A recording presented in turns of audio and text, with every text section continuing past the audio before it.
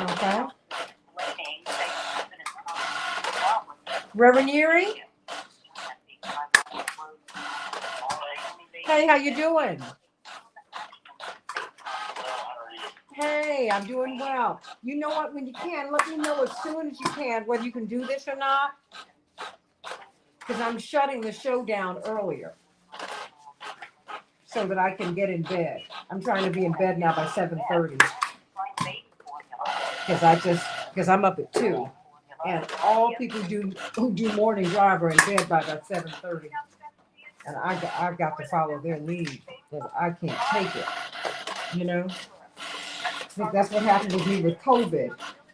I was just so tired. I couldn't even track it. You know? I could not even track it. Yeah.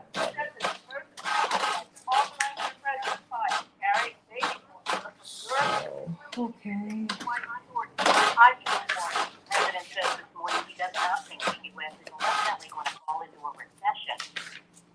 So how are you?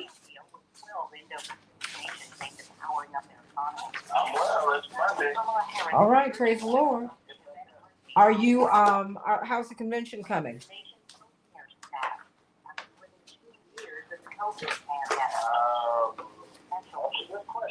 Okay, all right, I got you.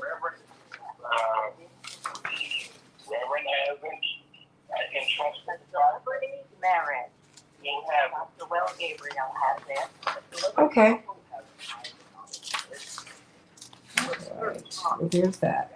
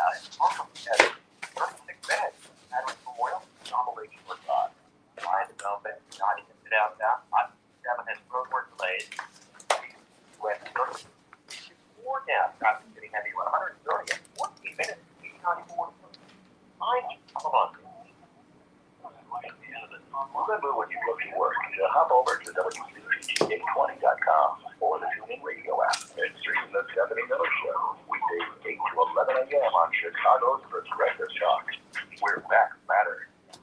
And now an important message from music superstar Willie Nelson. I've been fighting for legalization of the one thing that can bring comfort to citizens. And of course, I'm talking about Skechers.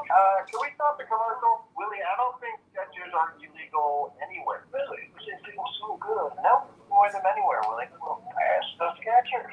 Skechers comfort feels so good because Skechers. All right, 60 seconds. Okay. Have all the features you need for ultimate comfort. Find Skechers at a Skechers store, Skechers.com, or wherever stylish footwear is sold. Finding great candidates to hire can be like, well, trying to find a needle in a haystack, but not with ZipRecruiter. Its powerful technology actively finds and invites qualified candidates to apply to your job. So while other companies might deliver a lot of hay, ZipRecruiter finds you the needle in the haystack. See why 4 out of 5 employers who post a job on ZipRecruiter get a quality candidate candidate within the first day. Try ZipRecruiter for free at ZipRecruiter.com/free. That's ZipRecruiter.com/free. You're listening to WCCC 820 because facts. My name is Tom. My name is Cindy, We give to and volunteer with United Way at our community free health clinic. and many are going to the right places. We don't just wear the shirt. We live it. Give, advocate, volunteer. Live United. Go to liveunited.org. Brought to you by United Way and the Ad Council. Change the world, change the world, change the world. We can change the world, we can change the world, change the world. This is the Santita Jackson Show. Oh, and change the world of the country. Save the children, we can't wait. Let's change the world. I am breathing. Hey, everybody. Welcome to the Santita Jackson Show. It's a joy to be with you today. A joy to be with you today on Monday, May 23rd, 2022.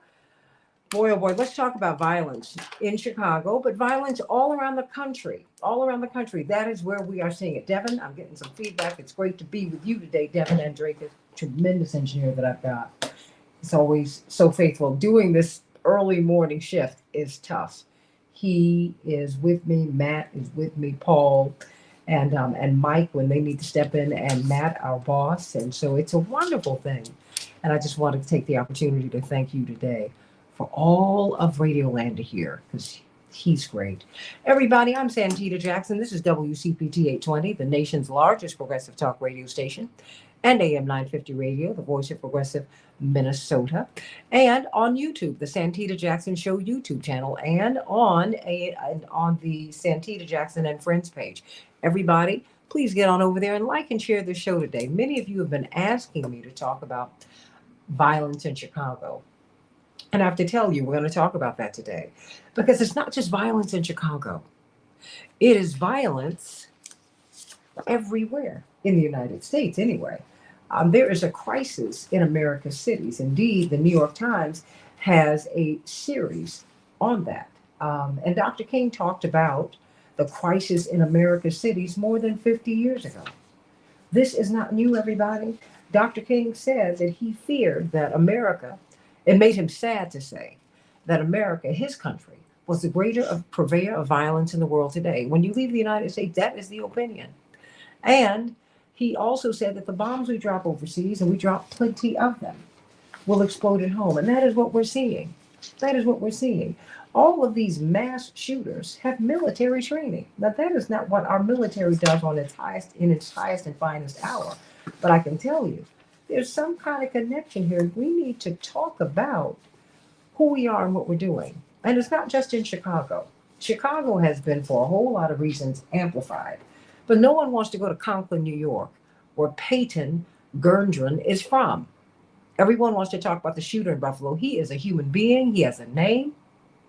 He has a family. He has a community in which he was raised, a community and parents and people who raised him. The corporate media are not protecting us. They're protecting him and his family. So you can have another Peyton get out here and shoot up some people for some reason of his own, racist, misogynistic, or whatever it is. So I'm going to continue to call his name on the Santita Jackson Show. I'm going to do it. And you should too. Don't let this corporate media play this game with you. He is a person. Oh, we don't want anyone to know what the names are, because all we're doing is amplifying. You amplify everybody else. When you want me to hate Putin, you call him every 5 minutes. When you want to amplify Trump, you amplify his name. You call his name every 5 minutes. If they wanted to bury Trump, they could have done it. They didn't have to mention his name for the past few years. But they call his name every day. Oh, it's ratings. No. This is corporatist politics, and you need to be clear on what it is. That having been said, let's talk today about not just Chicago violence, but American violence. Where does it come from? And what are we going to do about it? More and more people are not feeling safe for a whole lot of reasons. Now I don't want to go to the grocery store. Yes, I used Instacart twice in the past week because I don't want someone who just decided one day he doesn't like black folks and he's just going to shoot everybody in sight. And it breaks my heart when I think about Buffalo, and I continue to bring it up. Yes, I do, because my grandmother, Mrs. Gertrude Brown, who used to, she was a migrant worker in her youth. like so many people particularly in southern Florida, she'd get on a boat, she'd go from island to island and South and Central America, and that's where she'd work because she was poor.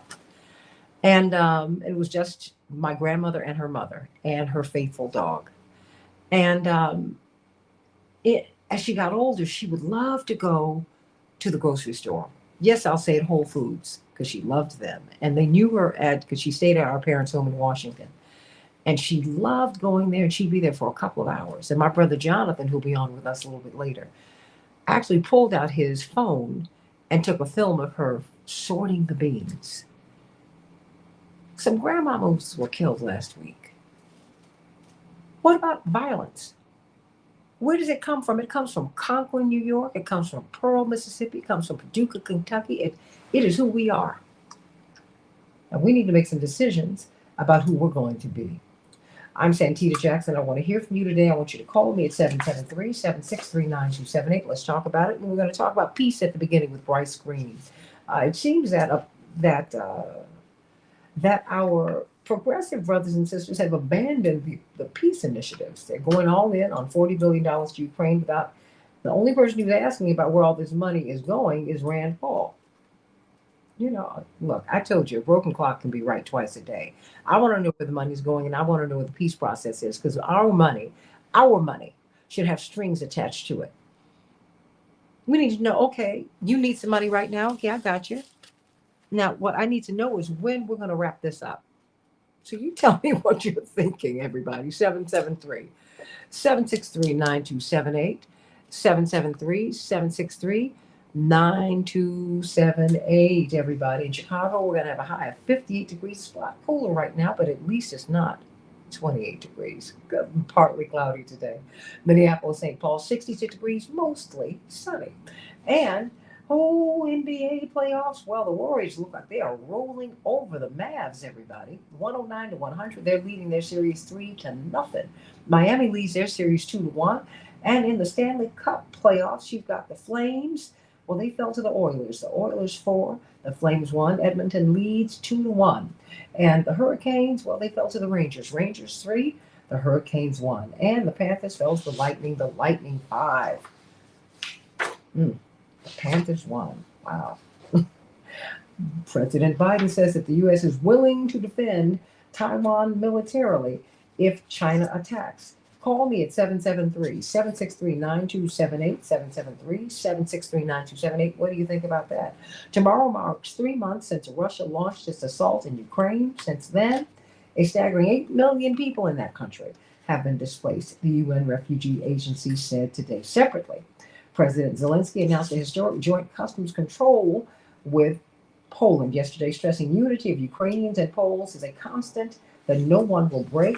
Now, he continues to emphasize that we are going to have to negotiate our way into a peace. In the meantime, the White House is exploring the possibility of tapping into an emergency diesel reserve to ease the spike in gas prices. How are these gas prices impacting you? In the meantime, Minnesota Congresswoman Ilhan Omar is leading a charge against baby formula monopolies amid the U.S. shortage. Remember, four companies control 90%, nearly 90% of the baby formula supply. In the meantime, documents have shown that there's a baby formula maker, oh, this is from The Guardian, everybody, Abbott, used the massive windfall profits it accumulated between 2018 and 2021 to enrich its shareholders, even amid the deadly bacteria outbreak that helped to prompt this crisis. That's right. What does Rahm Emanuel say? Let no crisis go unused. I'm paraphrasing, but wow. In the meantime, researchers are saying that the corporate greed is what is driving the rising prices that are stressing all of us out. Arbitrary, racist, and unfair. A judge has blocked President Biden from ending Title 42 for immigration rights. Advocates on Friday denounced the federal judge's injunction blocking the administration of U.S.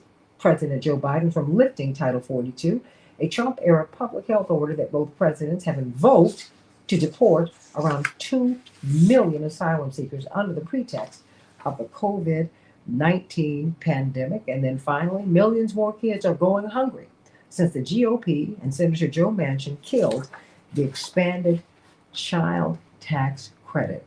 We have got Reverend Dr. Todd Yeary. A lot of news in there today, but it's always a joy to hear from you because we need some good news. Don't give it to me. The pastor of the Douglas Memorial Community Church. Yes, absolutely. Yeah, you laid out the news, and there is a lot of it. So sometimes you just have to take a breath before you say anything. Otherwise, you might pass out. But certainly, there's a lot going on, and you're touching all of those bases. So we are certainly glad to have a forum like your show to be able to talk about these issues in ways that are genuine, authentic, and real. So glad to be a part of Monday morning with all of y'all. So I'm not going to hold you up because I know you got some work to do. So let's get right to it. Here we go. Good morning, Chicago. Yay! Morning, Twin Cities. Hey, it's me. It's your boy. Time to get up. Time to get going. Put your feet on the floor. Feel the coolness of the tile. Get ready. It's Monday morning. Take a deep breath. Yes, it is. LIFE, life. You're alive. Can't put everything on pause. Got to get moving. Get that morning beverage going. That morning Joe. That OJ. Don't forget that water. Got to stay hydrated because summer is indeed coming. But you got work to do. I want to talk to you this morning about approaching today with fresh eyes, approaching life as if today is day one. And day one is not day one in a sequence. Day one is day one in terms of priority. Every moment that you and I have is really day one. It is the priority. As a matter of fact, it is the only thing that ought to command our time and attention. And what that simply does is it allows us to remain focused. One of the biggest obstacles to being effective and to making progress in the fulfillment of our goals is we're often burdened and distracted by what's behind us, right? The problems that continue to persist. But we're also concerned about what's coming ahead. That's the uncertainty, sometimes the unknown. But the sweet spot is actually right now. That focusing on today is day one, making the most out of today, setting the goals that are going to allow you to be effective today, being appreciative and grateful for today. All of those things begin to come together to put you in a framework and a mindset to be able to make a difference. Yep, you said it, today. And so what I want you to do is I want you to leave yesterday's stuff where it is. There'll be time to come back and get it. Yesterday's behind you. No need to go back in time. You're not going to write yesterday's date on your check. And if you still got a check in your purse, checkbook, we need to talk because it's 2022. But anyway, as things are kind of shifting, we got to focus on what are you going to do today. First thing I would suggest is that you start with being grateful. Last night, I often tell my congregation, Santita, last night could have been your last night. The fact that you made it through the night and you're here today is a gift unto itself that ought to make you excited about the power of possibility. Then as you move through the day, just engage in ways that lead to the return, right? Put out in the universe what you want to come back to you. Actually, we understand the reciprocity principle in all of the versions of scriptures, regardless of the faith tradition. Some call it karma, some call it reciprocity. Some passages say give and it will be given to you. What you put out, you're going to get back. And so don't put out negative, put out positive vibes, positive thoughts, and positive effort into not only fulfilling your dreams, but making someone else's life better. I promise you, today is day one. If you build on today as day one, this is the priority. What do the scriptures tell us from the Judeo-Christian perspective? This is the day that God has made. We're going to rejoice, and we're going to be glad in it. That means we're going to do all we can, as long as we can, as well as we can, to make today work for me, you, everybody. Let's do it together. I'm excited for you. Push that reset button, get that morning beverage going, and go change the world.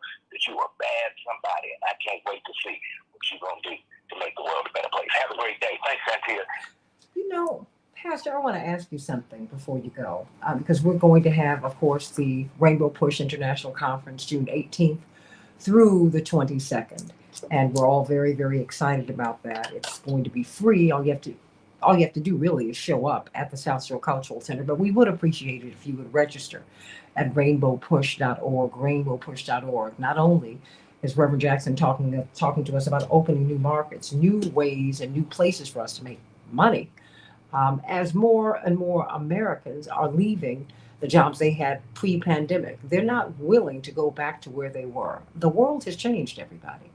But we're also going to be talking about Ukraine, matters of war and peace, and where our monies go.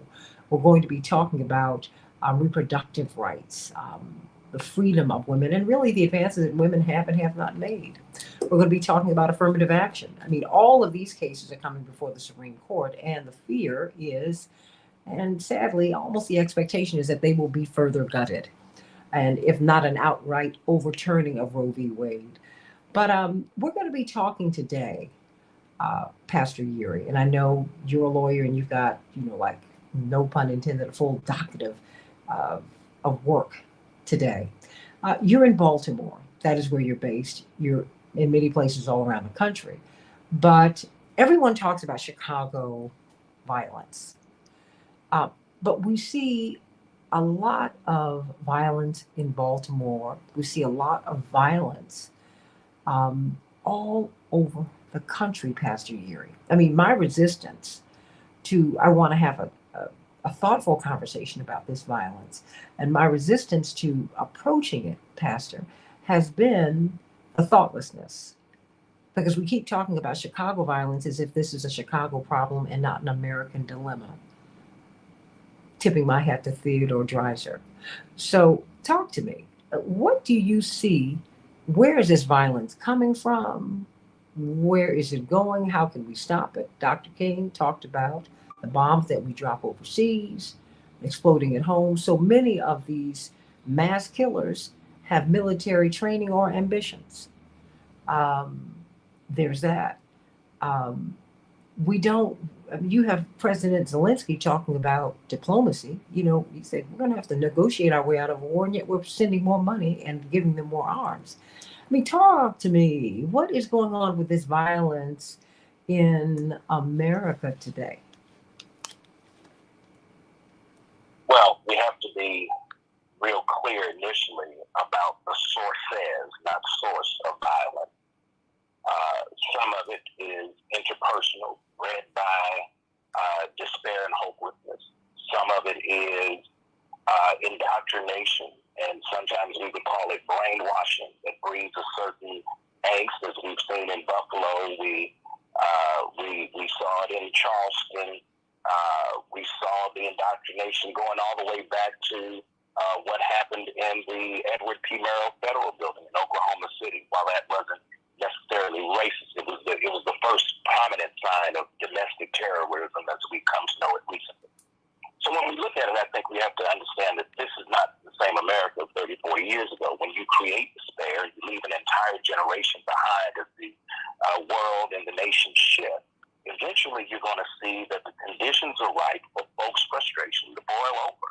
And quite honestly, when you don't have the options of asking folks the question, what do you want to be when you grow up? When they live in conditions, and the response very often is, I just want to live long enough to be 21. There's a hopelessness there that says that my value for life is short term, because if I get to my 60th birthday, I'm an old person. That's a problem. And so take Baltimore, for example. In 1990, the largest employer in Baltimore was Bethlehem Steel. In 2022, the largest employer is Johns Hopkins. The economic framework has shifted, which is why Reverend's talking about new markets this year. You cannot leave folks behind economically and expect that you're going to progress socially.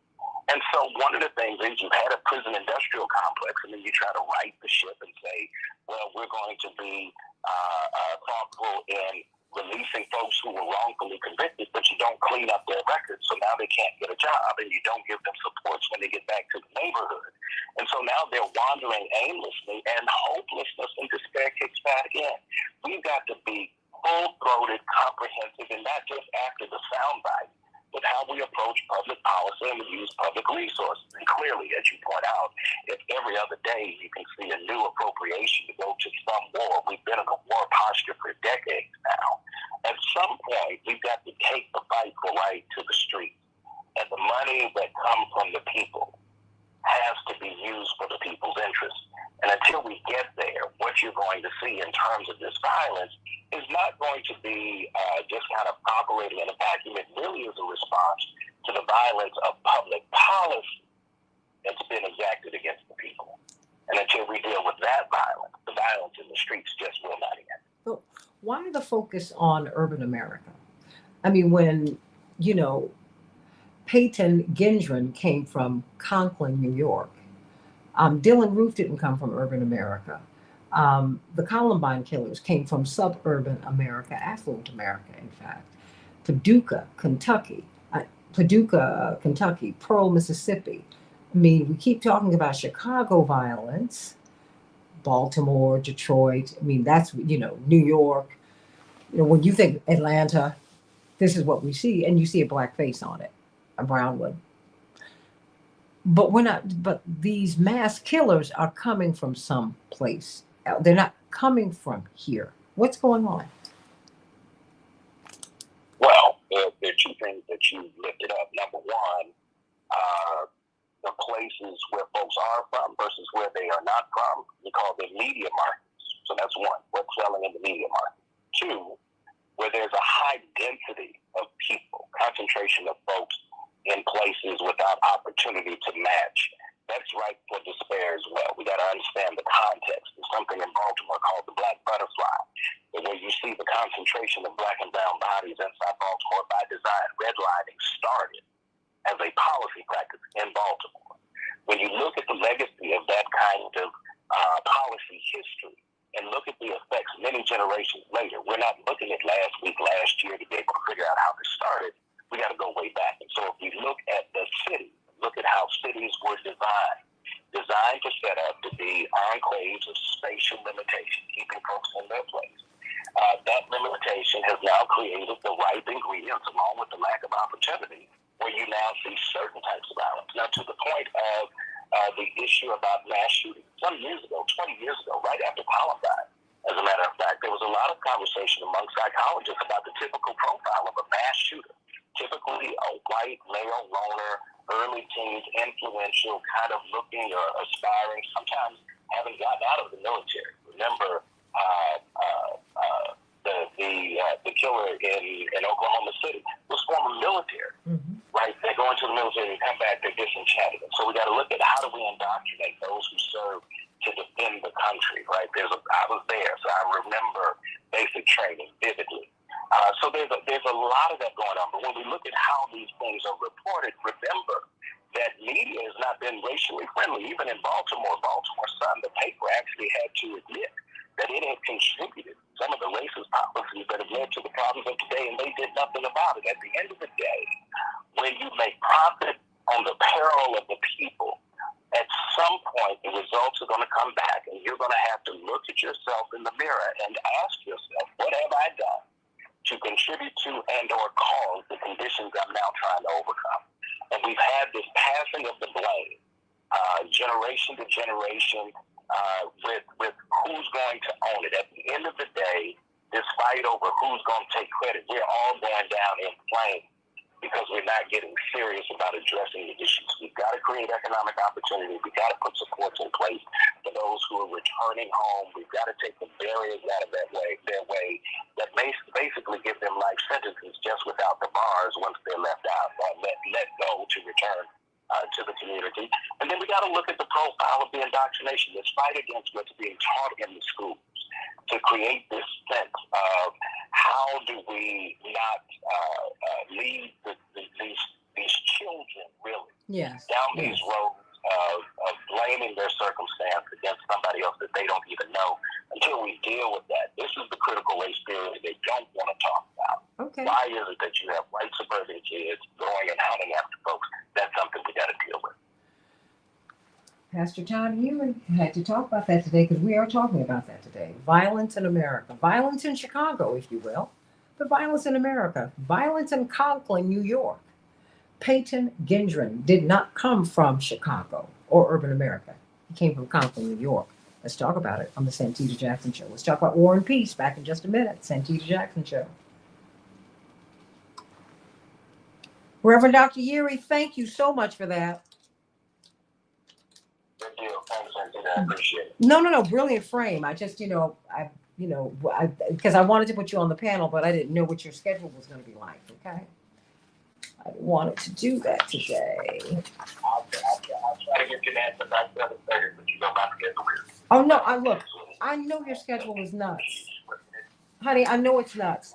I've just gotta. When I get on the phone with somebody that you and I both know well, you carry the name. Oh. If I talk to that dude today, in 15 minutes from now, the schedule might say. And honey, name and DNA. I understand him so well. I get it. And you know, and I get it. That's why I go, yeah, I got it. But I know, but there's some things I've gotta put in place for the show, and because I'm moving it to another place, which I'll tell you about. So, and the schedule is gonna be okay. It'll be visual. So there's some things that I have to do. Okay. Well, let's go to Bryce Green. Huh? Okay. How are you doing, Santita? Hi, how are you? We got a lot to talk about today. You ready to go fight in Taiwan, young man? Oh, God, I saw that this morning. I woke up to that. And, no. How did I don't know how I didn't guess that. Oh, boy. Oh, boy. I mean, it's clear. I mean, I'm like, do you all want nuclear annihilation? Because it's very clear to me, y'all are nuts. That is what it's like. I don't know. America trying to assert around the world that it owns the police. Well, just Ukraine, 80 seconds. The emperor has no clothes in this situation. Oh, man. I mean, here we act like we're just going to. Opposed to sanctions. We're seeing the rest of the world try and get closer relations with the BRICS blocks: China, Russia, India, Brazil, and like all those. And India is not even supporting Ukraine. So I mean, I don't know what you're all talking about. 'Cause India is doing their thing. We're giving them a fit because they refuse to. Oh boy, it's just ridiculous. But there's something to it.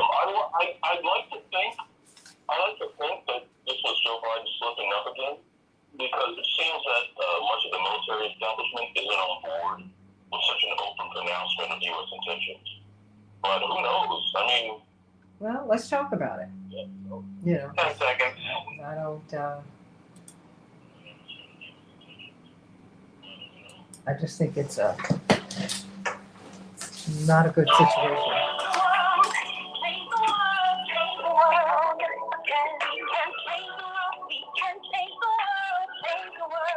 This is the Santita Jackson Show.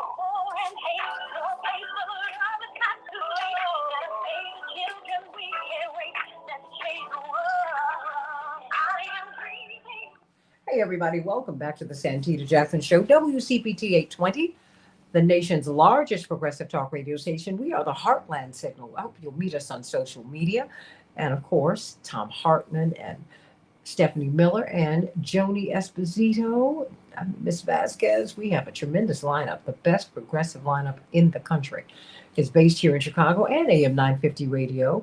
There are only a few progressive talk radio stations in the country. We are the biggest, and we thank you for all of your support. I want you to call us today as we talk about violence in Ukraine, violence in Chicago, violence in Conklin, New York, the home of Peyton Gendron. Yes, I call his name the killer, the alleged killer, the accused killer at the Buffalo Tops supermarket, opting to kill 10 Black people. I'm not going to obscure his name, and I've told you I'm not going to obscure his name, and you should not either. You should call his name. Everyone calls him the shooter, as if he does not have parents and if he does not come from a community. Everyone's talking about Chicago violence, and no one wants to talk about the community that produced this young man, Peyton Gendron, who threatened to kill his high school class at 17. Come on now. Stop it. And let's talk about war and peace. But before we do, let's get to Chaparral the Pearl. That's what you have, a new nickname, Chapearl. Chapearl the Pearl, and celebrations by us. I love it. And thank you. We were at the fundraiser for Jonathan Jackson yesterday, and Chapearl bought these sandwiches, and people started trying to sneak them home. Shame, shame, shame. But they were great. Thank you so much, Santita, for thinking about celebrations by us. Listen, we are definitely gearing down for our prom season, Santita. So we're doing our final prom pushes this weekend, as well as also we're doing our graduation party, trunk parties, as well as also our weddings. So we are right now in full mode right now, and we are getting it together. So please don't hesitate to give us a call at 708-526-4546. 708-526-4546. We are handling all of your balloon arches, your custom suite tables, as well as also your decor, as well as also your full meals. So don't hesitate to give us a call. We're still cooking every day, so you can always order your beef short ribs, your mac and cheese, your Cajun pasta, as well as also your mozzarella. We're still doing those things as well, but we are a full service provider, and we're a one-stop shop. So don't hesitate to give us a call at 708-526-4546, 708-526-4546. Thank you so much, Santita. Oh, thank you, Chapearl. Thank you, thank you, thank you. Everybody, I've got to get my order of greens in. Yes, I did say that. Yes, I did. I didn't used to like greens, right? But when I went away to college, everything changed. I fell in love with soul food. What can I tell you? Maybe I missed home. Oh my gosh. A group of international progressives on Friday released a declaration demanding urgent withdrawal of Russian forces from Ukraine, a global end to rampant militarism, and the forging of a collaborative movement to ensure lasting peace and a planet safe from climate catastrophe. It's called the Athens Declaration, and it was unveiled in the Greek capital by Turkish author, I hope I pronounced this correctly, Essay Tamilkaran, the British member of Parliament, Jeremy Corbyn, of course. We have all been fans of his, even as he's been under attack for his progressive ideas. Greek finance minister Yanis Varoufakis. So people are calling, as they are condemning Russia's actions, they are also condemning NATO's actions, their encroachment upon Russia. People are also condemning the peace effort that is weak at best. Indeed, it's a little surprising that peace advocates and progressive lawmakers in the United States are going all in for the continuous funding of Ukraine's, of giving them arms, giving them money. And the only person who's asking questions is Rand Paul. And look, I'm pulling for Charles Booker in Kentucky. That having been said, a broken clock can be right twice a day. We do need to know where the money's going, right? But it's surprising that people who say, if this were President Trump, the progressives and the left wing and the Democrats would be jumping up and down. This is unfair, what you're doing. But, it seems to me that I'm wondering if our support for peace or our advocacy for it is conditional upon who's in office. I don't know. I just said, let me reach out to Bryce Green from Fairness and Accuracy Reporting. Oh, yes. You all are going to get real excited about what he has to say today. But they're kind of going all in on the war package. Talk to me, Bryce Green. Yeah, you mentioned that the peace process is weak at best. I would argue that it's almost non-existent. That's been the American position for Ukraine ever since the military buildup started last December. Back then, Russia was calling for a international peace summit to redraw the security arrangement around Europe. The U.S. rejected that. In fact, the Washington Post, I believe, or maybe it was the New York Times, they described that as something worse than war. And so the United States has been pushing for the Russians to invade Ukraine for a long time. Had they wanted to avoid war, they would have sat down at the negotiating table and addressed Putin's concerns about NATO expansion, about having hypersonic missiles that close to Moscow, about having NATO troops and bases so close to the Russian border. If the U.S. wanted to avoid war, they would have talked about these things. But they refused to do so, and then Russia invaded. And even after Russia invaded, Zelensky and the Ukrainians, they seemed open to having peace talks, at least on some level. The U.S. came out in opposition to that. And they instead decided to send billions and billions of dollars of weapons to Ukraine in order to escalate the war, which would increase the suffering and decrease the chances of a long and lasting peace. And even now, the U.S. seems to be wanting to escalate the war further. This $40 billion aid package, if and when it passes, it would put the total U.S. spending on Ukraine over the last 2 or 3 months at $52 billion. Now, that's an enormous number. It's hard to conceptualize, but a good way to think of it is that this is bigger than the entire State Department budget for the entire year. The wing of the U.S. government that's supposed to be doing diplomacy isn't being funded nearly as much as all these weapons, all this money flowing to defense contractors like Raytheon, Lockheed, in order to escalate the war and increase the suffering of Ukrainians. And what's really troubling about this $40 billion aid package is that not a single progressive lawmaker in the country has voiced any opposition to it. In fact, they all voted for it unanimously. The only people in the House to oppose the bill were 57 Republicans. Republicans, not a single, not AOC, not Ilhan Omar, not Rashida Tlaib. All of them, they voted to escalate the war in Ukraine, and that's very troubling. The progressives are to be a serious challenge to American power, to American corporate interests. I mean, that includes being against the escalation of wars. And they seem to be under the spell that a lot of Americans are under right now, this idea that if the U.S. just poured enough weapons into Ukraine, then we could beat Russia back and destroy a major adversary. This is lunacy. This is absolute fantasy thinking. There is no amount of weapons that would save Ukraine from destruction. Any increase in the weapons would only increase the intensity of the fighting, destroy more homes, take more civilian lives, and for what? For what? Well, the United States has made it clear why they're doing this. The head of the Department of Defense, Secretary of Defense Lloyd Austin, he said that the U.S. goal is to, quote, weaken Russia to the point where they could never do anything like this again. Even Biden's sanctions regime, when he announced it back in February, he said that it was designed to, quote, deindustrialize Russia. And so this isn't about Ukrainians. This is about expanding U.S. power over global markets. This is about defeating a U.S. adversary in a proxy war with Ukraine. And who suffers for that? Well, not just the Ukrainians, whose homes are being destroyed, whose home is being invaded, and whose country is being flooded with billions and billions of dollars of weapons, which, by the way, the U.S. admits that it has no idea where those weapons are going once they cross the Polish-Ukrainian border. So it's not good for Ukrainians. Their country is being turned into a hellscape.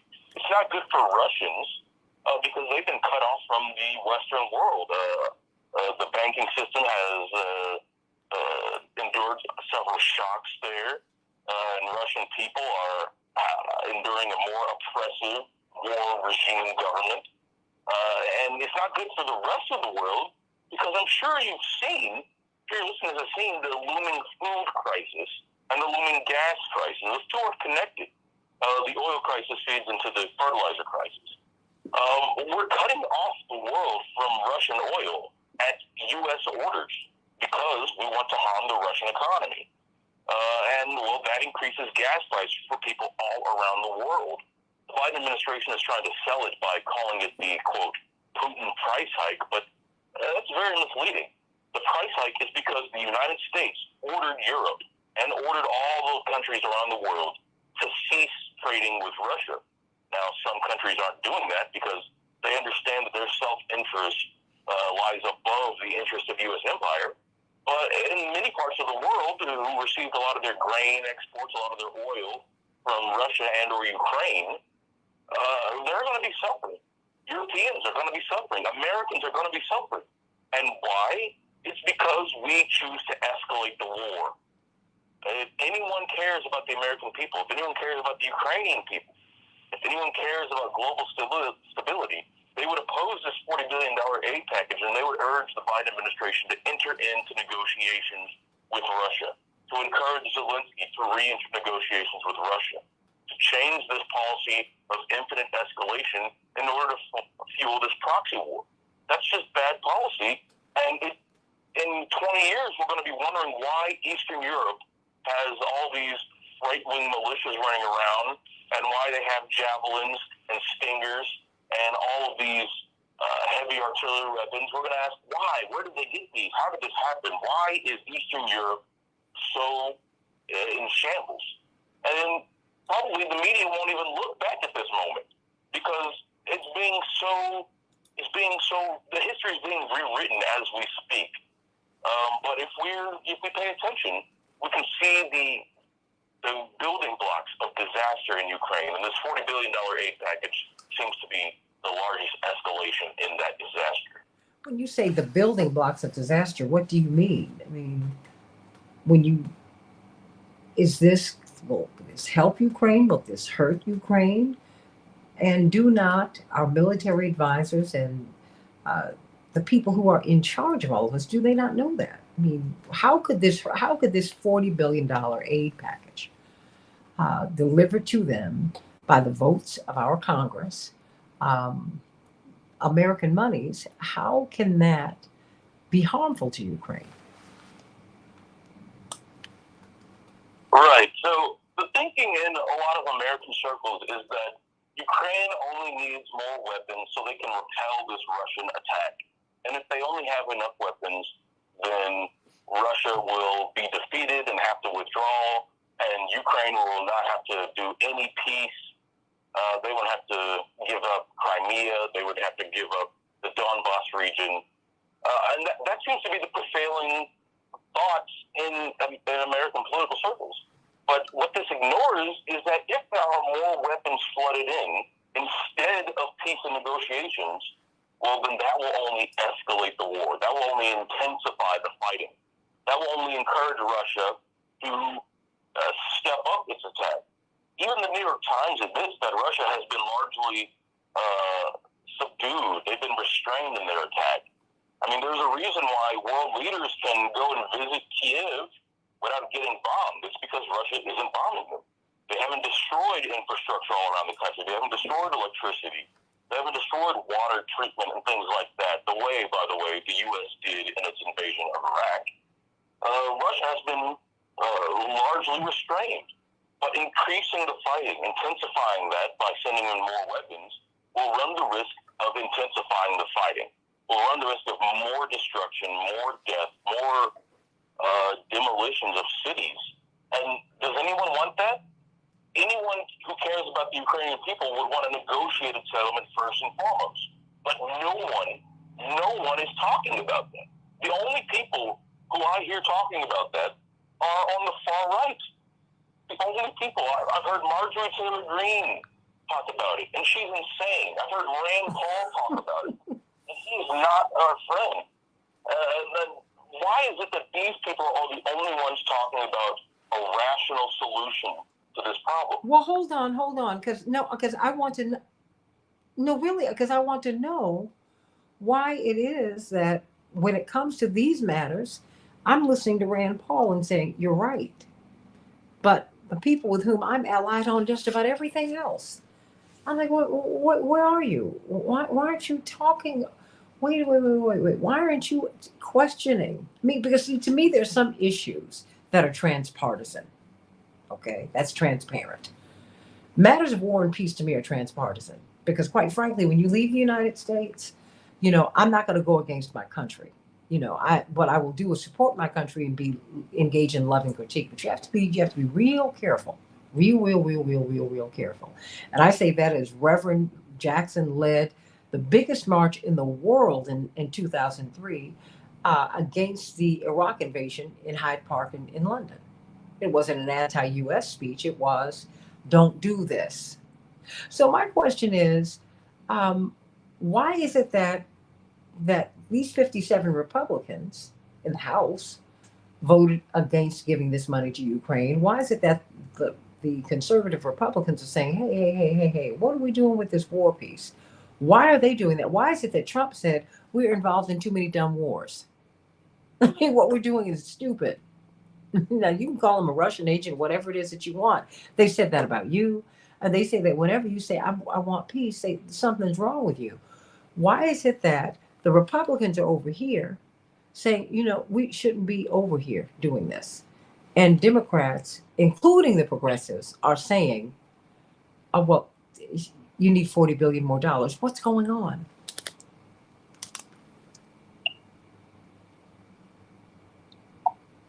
Oh, sorry. No, that's all right. Yeah. All right. Can you repeat the question? Okay, my question is, how is it that Republicans are over here on Marjorie Taylor Greene, of all people, who is saying, wait a minute, we don't need to be over here. Our involvement, this is problematic, and it's just going to lead to other involvements. I mean, you have the president today who slipped wink nod for the third time and said, we will involve ourselves militarily with Taiwan against China. There are more Chinese people in the world than anybody. They're not going to run out of people to put in their military. I'm like, are you crazy? Are you crazy? Most of us are too fat to be in the military in the United States. We can't even pass the physical. Help me understand why the Republicans are pushing. I'm not mad at anybody because I've been every size, you guys. You know that. That having been said, I'm just saying we're not prepared. We're not ready. We're not. Militarily, we're not. We're not. So why is it that the Republicans are saying, hey, cool your jets on the $40 billion. We need that $40 billion. We can't even get COVID relief through. If we don't get COVID relief through, people who signed up for health care on the ACA exchange are going to see a spike of in some cases, 53% in their premiums for health care. I can't afford that. So why is it that the Republicans are lining up on a same proposition? I don't even know where it's coming from. I don't really care right now. And Democrats, including the progressives, are supporting this war effort. They're not demanding, okay, I need strings attached to this $40 billion. Okay, I'll vote on it because that's politics. I get it. But what I need you to do is to outline the pathway to peace. I mean, it's just like when your parents gave you money. There were strings attached. It's like, no, I need you to do X, Y, and Z. My father said, hey, I'll do whatever you want to do when you're in college. You want to go to the Rose Bowl? I mean, really? Because my friends and I would go summer everywhere. They're not the Rose Bowl at many places. It's like, as long as your grades are great, you're doing, please, Daddy will do whatever for you. But that was the caveat. Okay? I don't see any caveats here. I've got about 5 minutes left here. You got them. All right. I suspect that we all know that Republicans, they're not truly anti-war. They might utilize populist rhetoric in times. Trump utilized it in time. But it was really rhetorical. Trump did very little to stop the military-industrial complex. He did get out of Afghanistan, which was good, but he almost started several wars elsewhere. And in this case, now that Biden is president, it seems that Republicans are trying to score an easy point by criticizing him on something that he is doing very wrong. Now, if they were in power, if they were the party in power, I don't know if they'd be behaving any differently.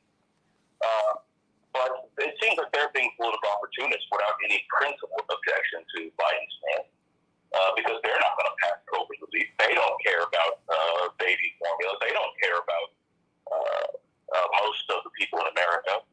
But the Democrats, in their case, I suspect that they've been taken over by the same fear that's taken over American media.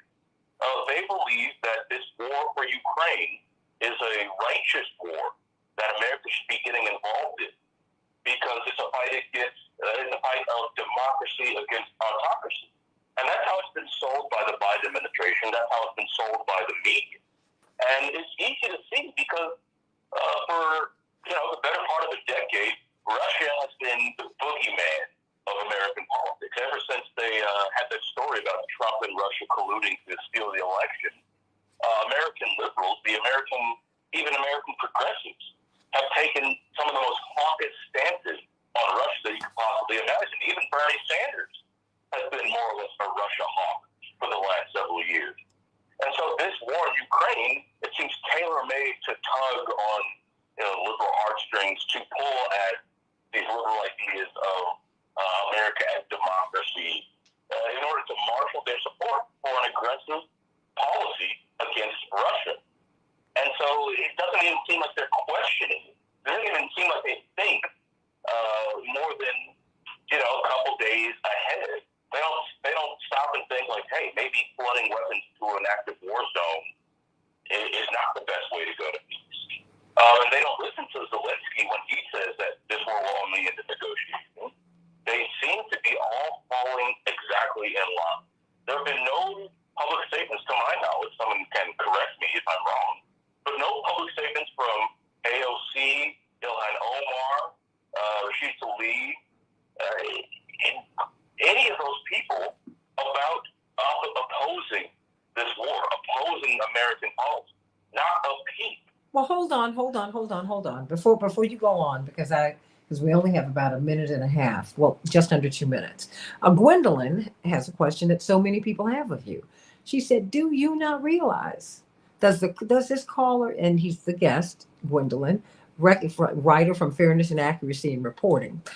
He said, does this caller recognize that Russia invaded Ukraine?" Yes, I'm very well aware that Russia invaded Ukraine. And if you would like this war to stop, the question should be, how can we best negotiate a settlement?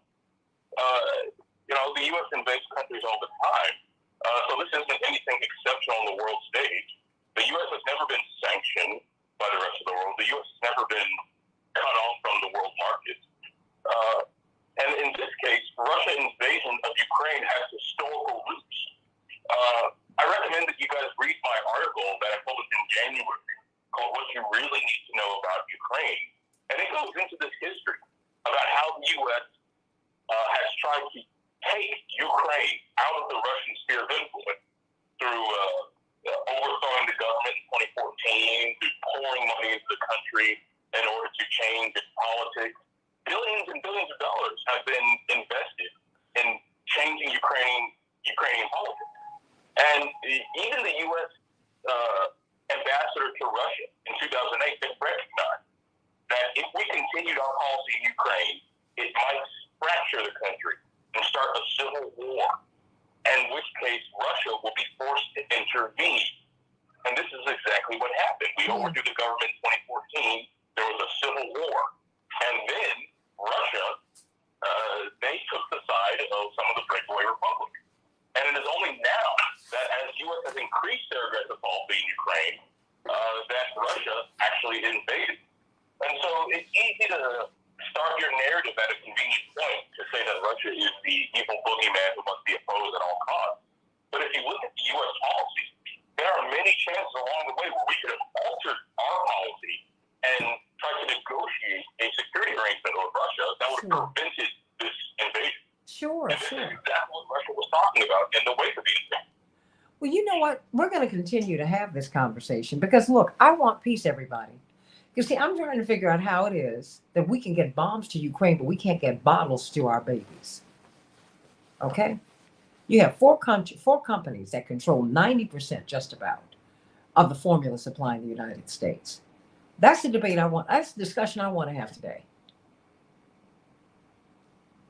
We don't have endless supplies of money.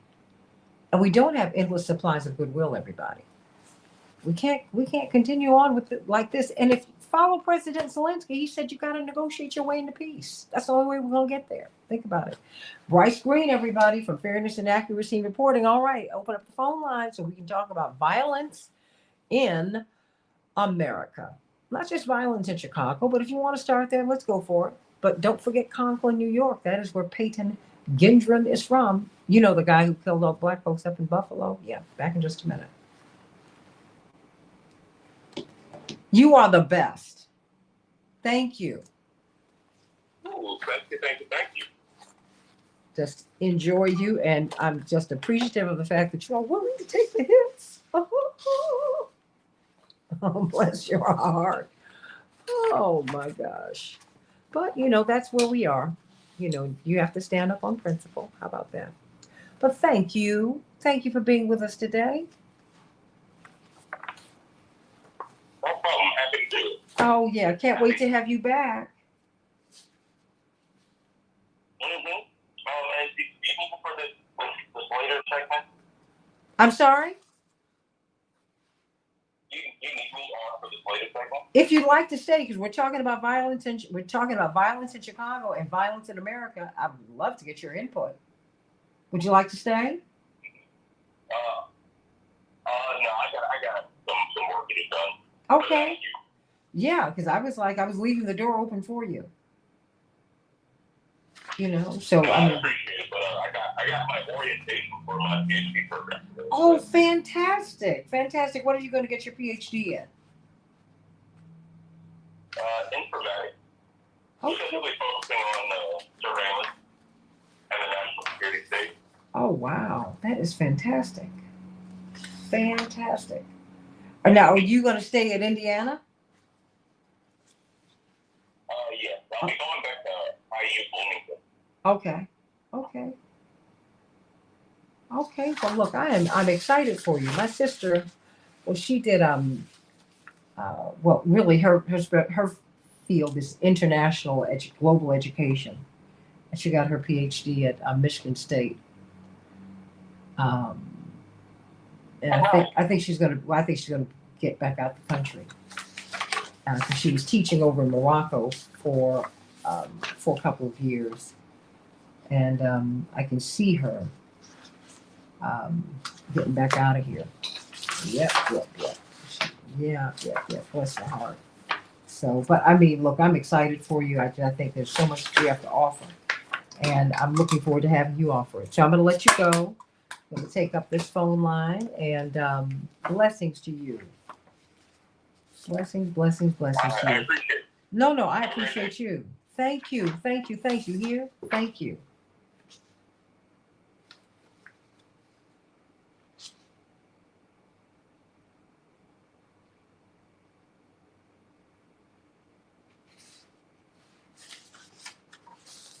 Okay, everybody. Tomorrow, you know, we've got big primaries in Georgia and several other states. But we're going to take a special look at Georgia because Raphael Warnock, Reverend Senator Warnock, and Stacey Abrams, they will be in the primaries tomorrow. So we've got to talk about that. Oof. Okay. So, okay.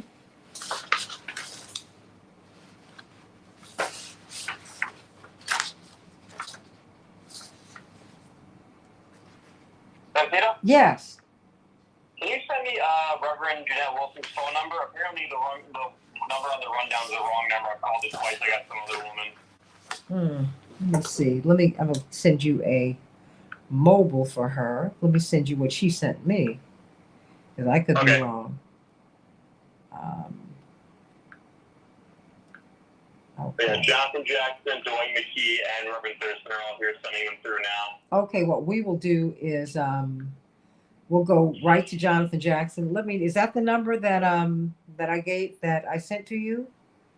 I could have been mistaken. The number I have for Reverend Wilson is 773. No. We're on Facebook right now. But I just sent you a number that she sent to me. No, it's all right. Don't worry about it. Yeah, the number you texted me is the one that you put on the rundown. But I called that number twice, and it's the wrong number. Oh no. Oh, okay. All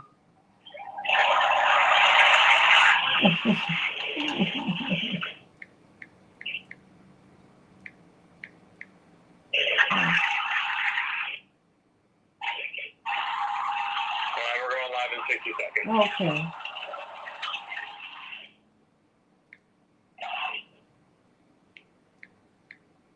jeez. Okay. Well, all right. I just bumped into someone else who has COVID. I gotta get myself tested today. Here we go. Oh boy. But this stuff is out here. So what are you gonna do? Oh boy. What are you gonna do? Jeez. Jeez. 10 seconds. Okay. All right. So we've got Jonathan up and we've got Dwight and who else? We have Vermin Thursday. Okay, fantastic. I'll go right to Jonathan.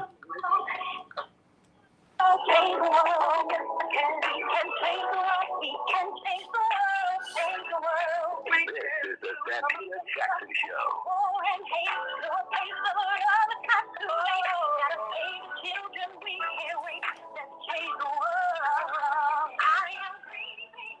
Hey, everybody. Welcome to the Santita Jackson Show. It's Monday, May 23rd, 2022, on the precipice, shall I say, of Memorial Day, everybody. It's so wonderful to be with you today on the Santita Jackson Show as we talk about violence in Chicago, violence in America. This is something Dr. King spoke on extensively more than 50 years ago. We got to talk about that today. Talk about where we are, how we got here, and how we get up out of this. Everybody, call me at 773-763-9278, 773-763-9278. I want to hear from everybody. I want to hear from my audience in Minneapolis, St. Paul on AM 950 radio, WCPT 820 in Chicago, AM 950 radio in Minneapolis, St. Paul. Sending much love to Chad Larson and all my family up there, and Mark Pinsky and Matt Cummings and Antonio and Vidalia and Steve and everybody here in Chicago.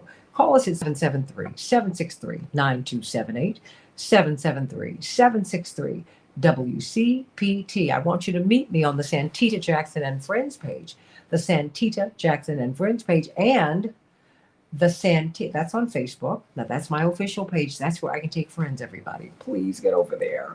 And then, of course, the Santita Jackson Show YouTube channel. Please get on over there and watch the show today. Okay? All right, everybody. I want to hear your voices. Call me at 773-763-9278. It's our special guest today for a little while he's out campaigning.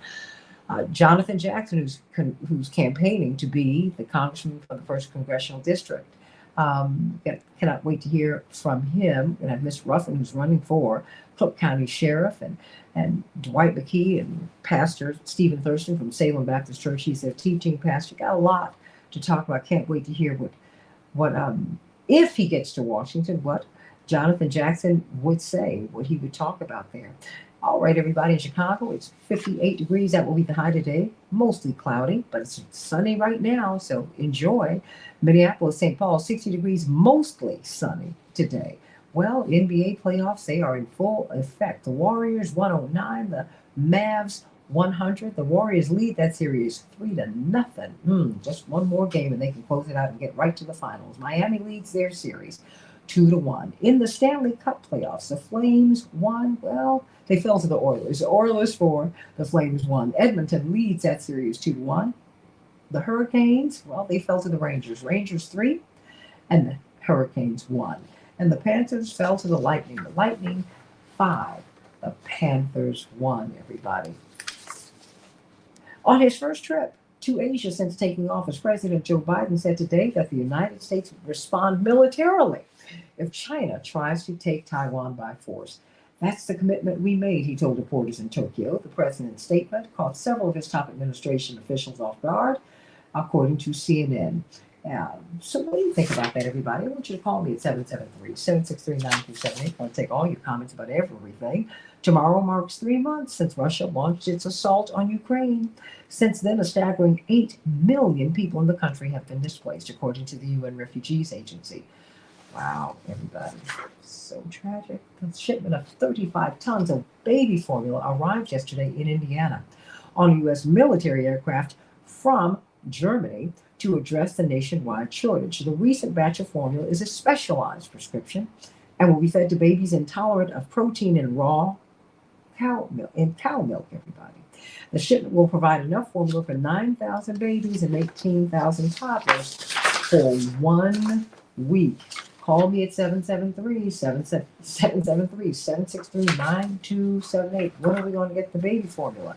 U.S. Representative Ilhan Omar is leading the charge against baby formula monopolies amid the U.S. shortage. Remember, four companies control almost 90% of the baby formula market in the United States of America. Documents show that Abbott, which is one of those 4 companies, used the crisis caused by the bacteria outbreak that triggered the nationwide shortage. Well, guess what? They used that to help make their shareholders more money. It turns out they made more money in the pandemic and even when they had the bacteria crisis. Wow.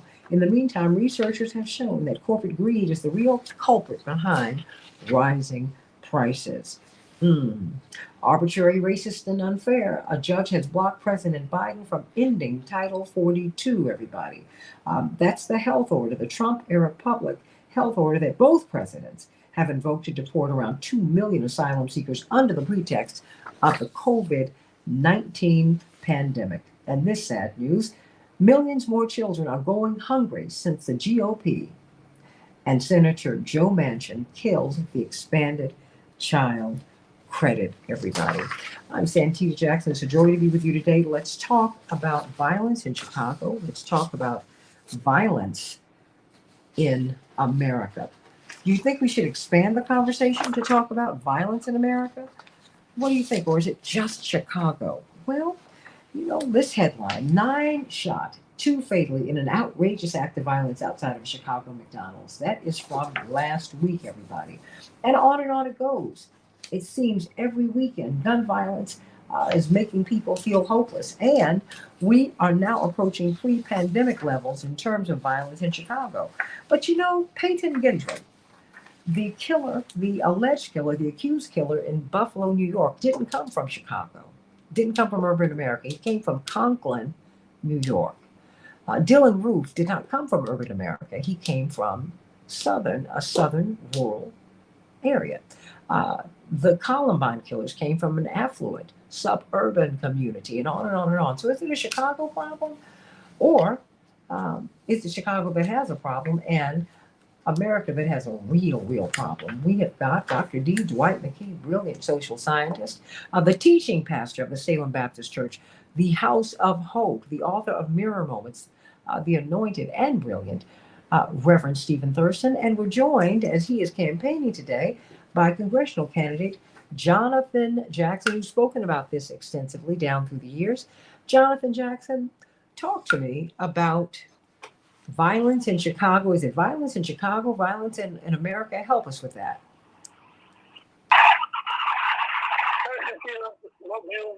Great work. You know, different culture of violence is, confronting America. And you can't play with this and pour this energy and pour this spirit and pour all of these energies into our children and not expect for it to come back out.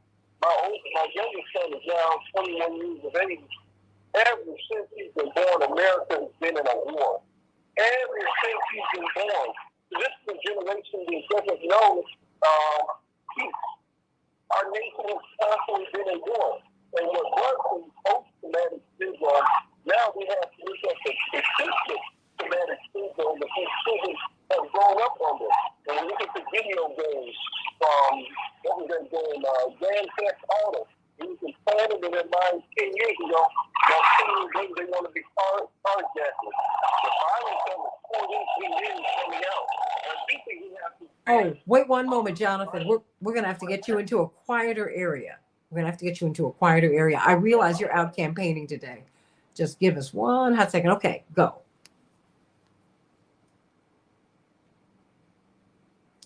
Oh, Jonathan? Ooh. Yeah, I'm saying to the children have been violence. Now they're regurgitating it. They have been victimized by violence. Here in Chicago, for example, very specifically, there was educational violence that happened better than a decade ago when the nation's largest small closure happened. 50 elementary schools. These children got displaced. Teachers got laid off. Their environment, their safety and security has been abandoned. These children, so many of them have not been downtown on organized field trips. They're approaching institutions. They're wilding out because they've not been given exposure and opportunity. I'm looking out here on 87th Street with Dan Ryan right now. I'm not saying Tony Space South. Being busted, retail malls. Hold on. Well, Jonathan, hold on one moment because I want people to hear you, and people are having a very, very, very hard time. But people are very, very interested in what you have to say. What I'd like for you to do is to get to a quieter area, and let me get Dwight McKee and Reverend Thurston to weigh in, because what you're saying is very, very important. And Lydia Bob and all these people are saying that they want to be able to understand what you're saying. Can you work with us on that, Jonathan? Okay. Well, you know what? No. You sound much better now than you did just then. Speak to us. Okay, yeah. All right, so, yeah, I was just saying that these children in Chicago have educational violence. We've had the largest elementary school closure in American history 10 years ago. We have to look at how we got to the problem. We tend to say, let's go forward and move on. No, recognize what is breeding, creating the problem. These students lost their teachers. These students lost their classmates. They were totally disrupted. Now many of these schools have continual assault on their budgets. They haven't been downtown. They haven't had organized recreation. Gym teachers, music teachers have been eliminated. And this is a byproduct. This violence is a consequence of them having been divested in for the last 50 years, and more specifically 10 years ago when they closed down 50 schools. This could have been anticipated. This is why I fought against those school closings. You have to have planned communities. So these children have no organized recreational path for the summer. That's violence and planning. That's miseducation. So there's no pathway for these children, and these violence that we're seeing surging is conflict. And we need to do something with the federal government. I want to go to Congress, because when these guns are coming in from Indiana, that's federal policy. Chicago police cannot solve that. There's not one gun shop in the city of Chicago, not one ammunition shop, not one shooting range in the city of Chicago. Chicago's done its part. Now we need the federal government to help us. Jonathan Jackson running for Congress and campaigning right on 87th and the Dan Ryan as we speak. Is there anything else you'd like to say before you go, Jonathan Jackson? I'm sorry, Yes, sweet. I'm going to let you go. But thank you for that, because I love you. I love you, everyone. You know, this is my brother, my baby brother at that. Thank you. Oh, boy. I just sent him a picture of us on prom night. My brother was a freshman in high school. He had more date offers than I had in my whole. He was going to a senior prom when I was a freshman. Oh, my gosh. I love that boy. That's my brother, Jonathan Jackson, running for Congress. And I have invited all of these candidates onto the show. I wish they would come on so they can talk with you, really, so that we can hear what their thoughts are. Let me go to you, Reverend Thurston. Reverend Thurston, you heard Jonathan talk about the violence of, of losing your teacher, of having your school closed. I can't even imagine that kind of trauma. I remember he had a teacher, and I think that's probably why he reacts.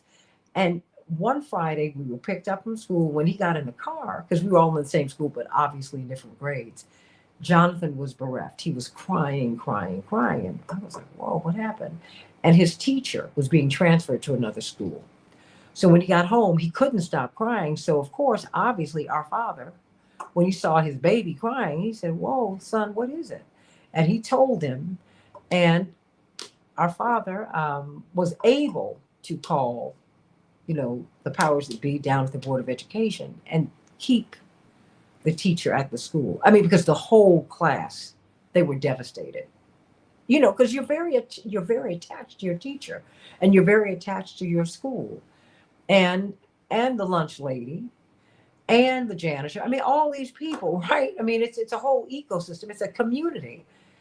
And you think of all of the scores of schools that were these kids were cut off from communities. I mean, just talk to me about the violence. Is it a Chicago problem? Or is it, as the New York Times says, is it an American problem? Is it, as Dr. King said, the bombs we drop overseas, they're going to explode at home? He was right 50 years ago. It's it's happening today. Talk to me, Pastor Thurston. It's an American problem, but politics are local, and so we have to focus in on what's happening here in Chicago. Murders in Chicago rose 55% in 2020, with a new high of 797 murders in 2021. That's the highest in 25 years. We got shooting incidents that were up 63% in 2021. Santita, 273 expressway shootings.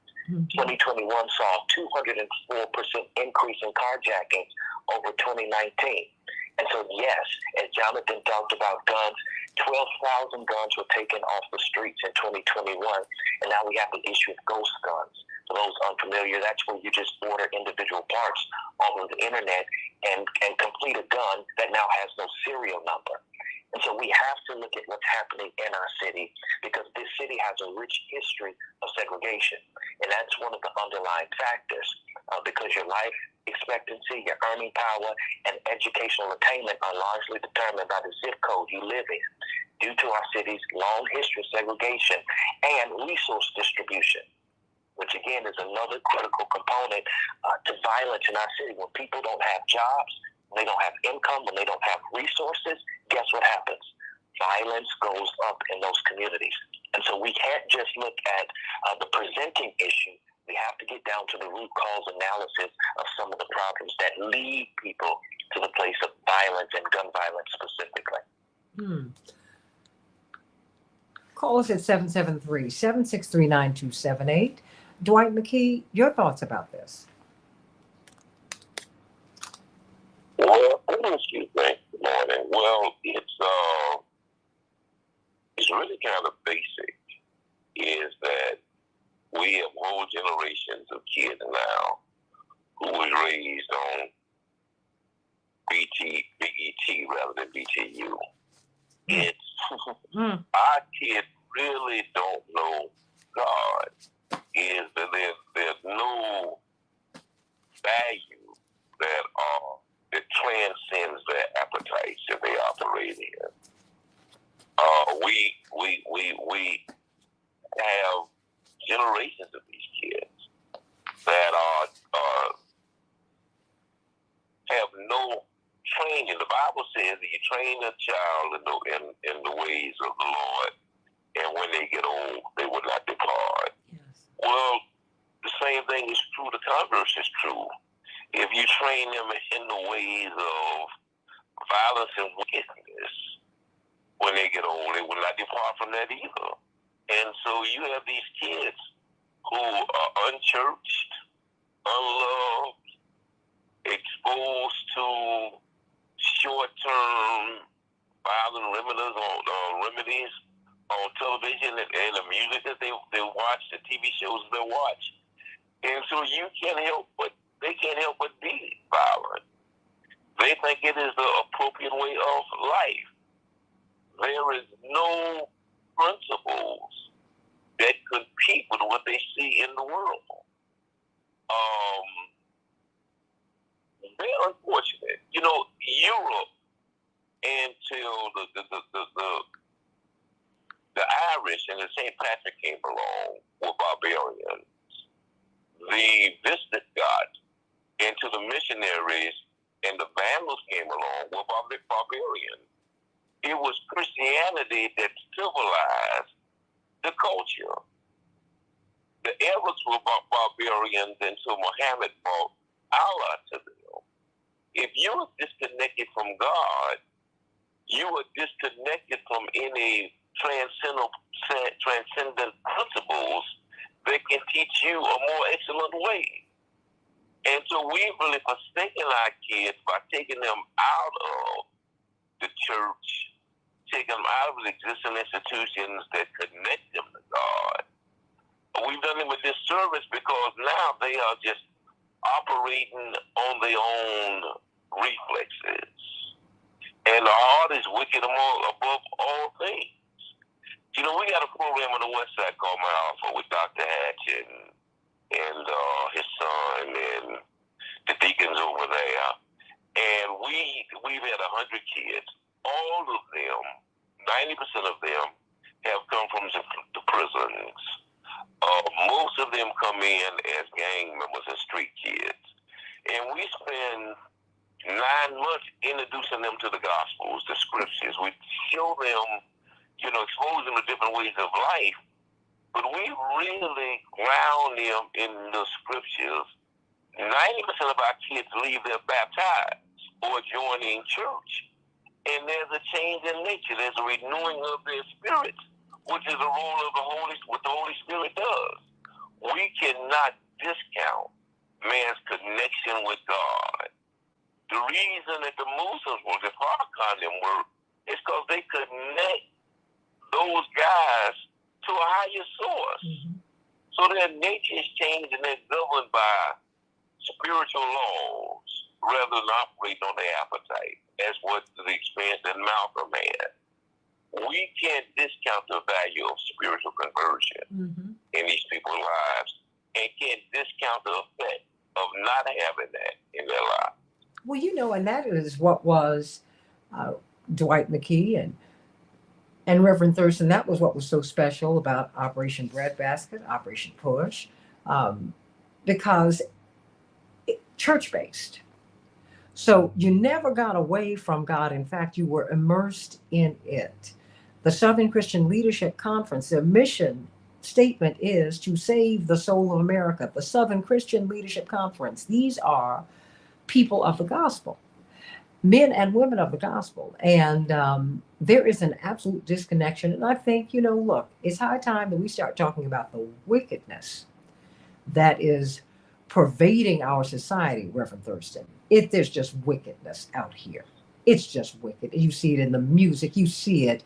It's just all in the culture. And I think we have to be honest about it. We have to talk about it.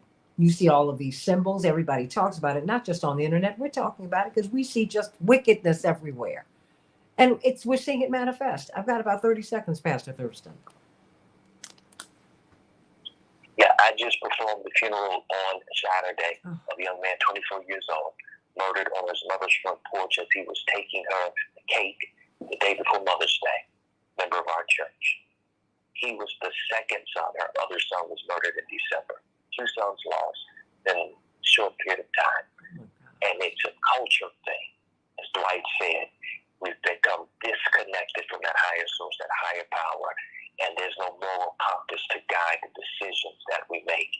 As I stood there to communicate to a couple of hundred young people in that place, I challenged them to have a mirror moment, to take a look on the inside as to why it is that they were being driven to do the things and make the decisions that they were making. They had to get back to that power source, that being God, to change and renew their lives. Everybody, let's talk about this today. 773-763-9278. Because, you know, we do need, and I think that under God's guidance, we can change policy. We can be guided into the policies that we need, into the practices that we need. But this is a little deeper than cuffing someone and shaming and blaming someone. That's not going to work. Because we are in a society that we have all created collectively.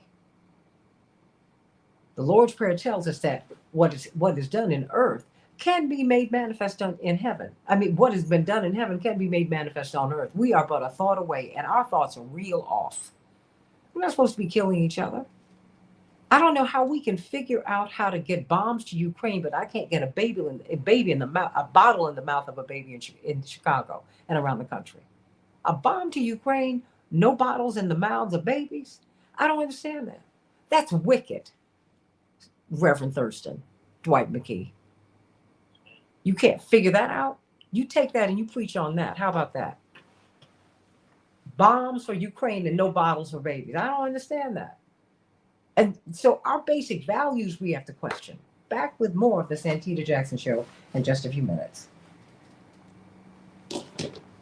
Oh yeah, Pastor, that's infuriating. That's right.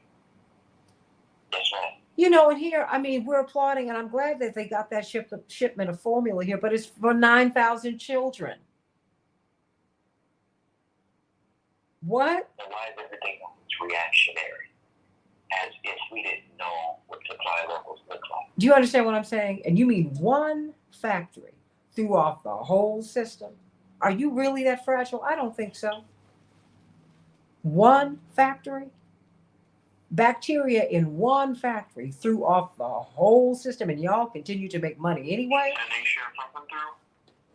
Oh, thank you. I mean, because wait a minute, when I mess up, I lose my job. Or I'm threatened with it. I don't make more money. I don't understand that. That's crazy. Oh my gosh. Madam Ruffin. Hello there. Good morning. How are you? Good. I wanted to give you more space. So that's why I'm bringing you on. The teaching pastor of the Salem Baptist Church and the House of Hope. Okay. Pastor Stephen Thurston is with us right now. Dwight McKee, brilliant social scientist. He's with us. And of course, and his family church is New Covenant. He is also Pastor Stephen Thurston's son. So he's in between both. He is with both churches. Yes, I said it, Pastor Thurston. I sure did. You know, I'm going to continue to do that. I know he is like, would she shut up, please? You got to be quiet. I know your parents too well. Don't even try it, Stephen. Come on. That's right. I knew you before you were born. Hello. So there we go. So, yeah, yeah, it's just the truth. But Latonya Ruffin, everybody, she is running for Cook County Sheriff. She's the first Black woman to be on the ticket for this particular office. And I bumped into her yesterday at Jonathan Jackson's fundraiser, Stephen and Dwight. And we just started talking about this. I said, would you be on the show? I said, I would like for you, and we have callers as well, Miss Ruffin. Okay, Ms. Ruffin. So, but I'm very excited that you're with us today. So, Pastor Thurston and Dwight McKee, please say hello to Ms. Latonya Ruffin.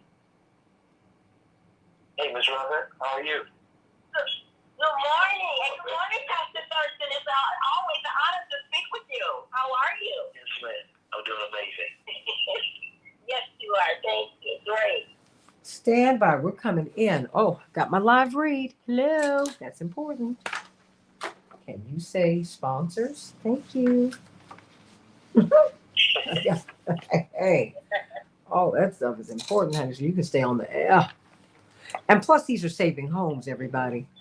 The Illinois Homeowner Assistance Fund can get people up to $30,000 of free money. And the program ends on May 31st. I'll send it to you because if you could make that announcement in church, that would be great.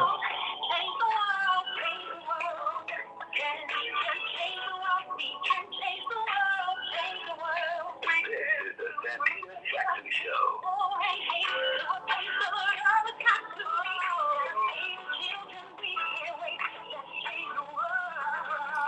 Hey, everybody. Welcome back to the Santita Jackson Show, WCPT 820, the nation's largest progressive talk radio station, and AM 950 radio, the voice of progressive Minnesota. We are talking about violence in Chicago, violence in America, and where it came from, what we can do, and where we are right now, what we can do to turn this ship around. But in the meantime, I want you to know I have some great news for you from the Oakland Park Regional Housing Center.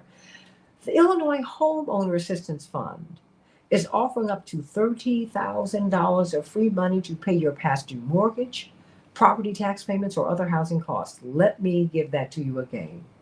The Illinois Homeowner Assistance Fund is offering you up to $30,000 of free money to pay your past due mortgage, property tax payments, or other housing costs. If you're behind on your mortgage or property tax payments or other housing costs because of COVID-19, and so many people are, please go to IllinoisHousingHelp.org. IllinoisHousingHelp.org to find out if you are eligible. You can also call their office at 887-5187, 773-887-5187. The program ends on May 31st. One more time, the Illinois Homeowner Assistance Fund is offering up to $30,000 to help you with COVID-related back payments on your mortgage, property tax payments, other housing, but you have to find out if you're qualified. So go to IllinoisHousingHelp.org to find out if you're eligible, or call their office at 773-887-5187. I know it's only supposed to be a 30-second read, but when I hear that there's an opportunity for you to save your home, that you don't have to be thrown out on taxes or because of some other cost, some hits that you took because of COVID, I got to go over time. All right, I'm going to do that because I want you to be okay. We're talking about Chicago going back to pre-pandemic levels of violence. It turns out Chicago's neighborhoods were more violent than ever in 2021, and the violence continues to rise. We need to talk about that because it's not arbitrary. There is something to this, and we've been talking with Pastor Stephen Thurston, the teaching pastor at the Salem Baptist Church, the House of Hope. He's also from New Covenant. And we've been talking with Dwight McKee. They've been giving us some brilliant insights. We had congressional candidate Jonathan Jackson on, who's campaigning today, and he talked about the violence of closing these schools. I mean, our children, they have absorbed a lot, and the violence of closing park districts, of closing down programs where kids would have something to do that was constructive. Think about that, everybody. Well, we've got a woman who's making history right now. Indeed, Latonya Ruffin is the first woman, the first Black woman, to be on the ballot to become the Cook County Sheriff. Yeah, it's a real surprise. And you know what? Like my mother said, she's gorgeous, everybody. Brilliant, gorgeous, dedicated, and a real servant. And so, Pastor Thurston and Dwight McKee, I'm not being sexist when I say this, you all would love to be arrested by her. Bless your hearts. Oh, my goodness. Yes, I said it. Yes, I said it. Yes, I said it. I said it. Because my mother said, oh, she's not going to have a problem. But that having been said, we've been talking about this violence. Latonya Ruffin, and you are running to be sheriff. How would a sheriff impact this crisis? I mean, what does a sheriff do? What would the Cook County Sheriff do? What would you have the power to do? Well, again, when it comes to recidivism in the jail, I go back to my financial team to discern ways in which we can allocate the partner with training, education, and faith-based organizations to provide opportunities for young men and women to have a second chance. First thing I want to do is bring back boot camp with leaders and women. We tried a number of ways to tackle this, but you can see it's not working. So we must look for more creative ways to tackle this problem. I truly believe that counseling, training, and working with the faith-based organization with a strong mentoring program, we can change the hearts and minds. With aggressively work and apply for various grants working with the faith-based organization in our community group, to providing the funding and resources that we need to address an issue with recidivism. The sheriff can't do this alone. We need to help with community organizations where these individuals return to working with people who they know, who they respect, and who they look up to, who they trust, and those who have influence over them, helping them change. We have to, yes, it's more so we got to get back to the faith-based. Where in our church, in our community, to get this crime under control. Dwight, but you know what? You are saying what Dwight McKee just said and what Pastor Thurston just said. You all keep tying this back into the church. Now, as a woman who would be as a police officer, I mean, as one of the top cops in the country, why do you feel that we need to connect this to church? And to these church-based organizations, Latonya Ruffin?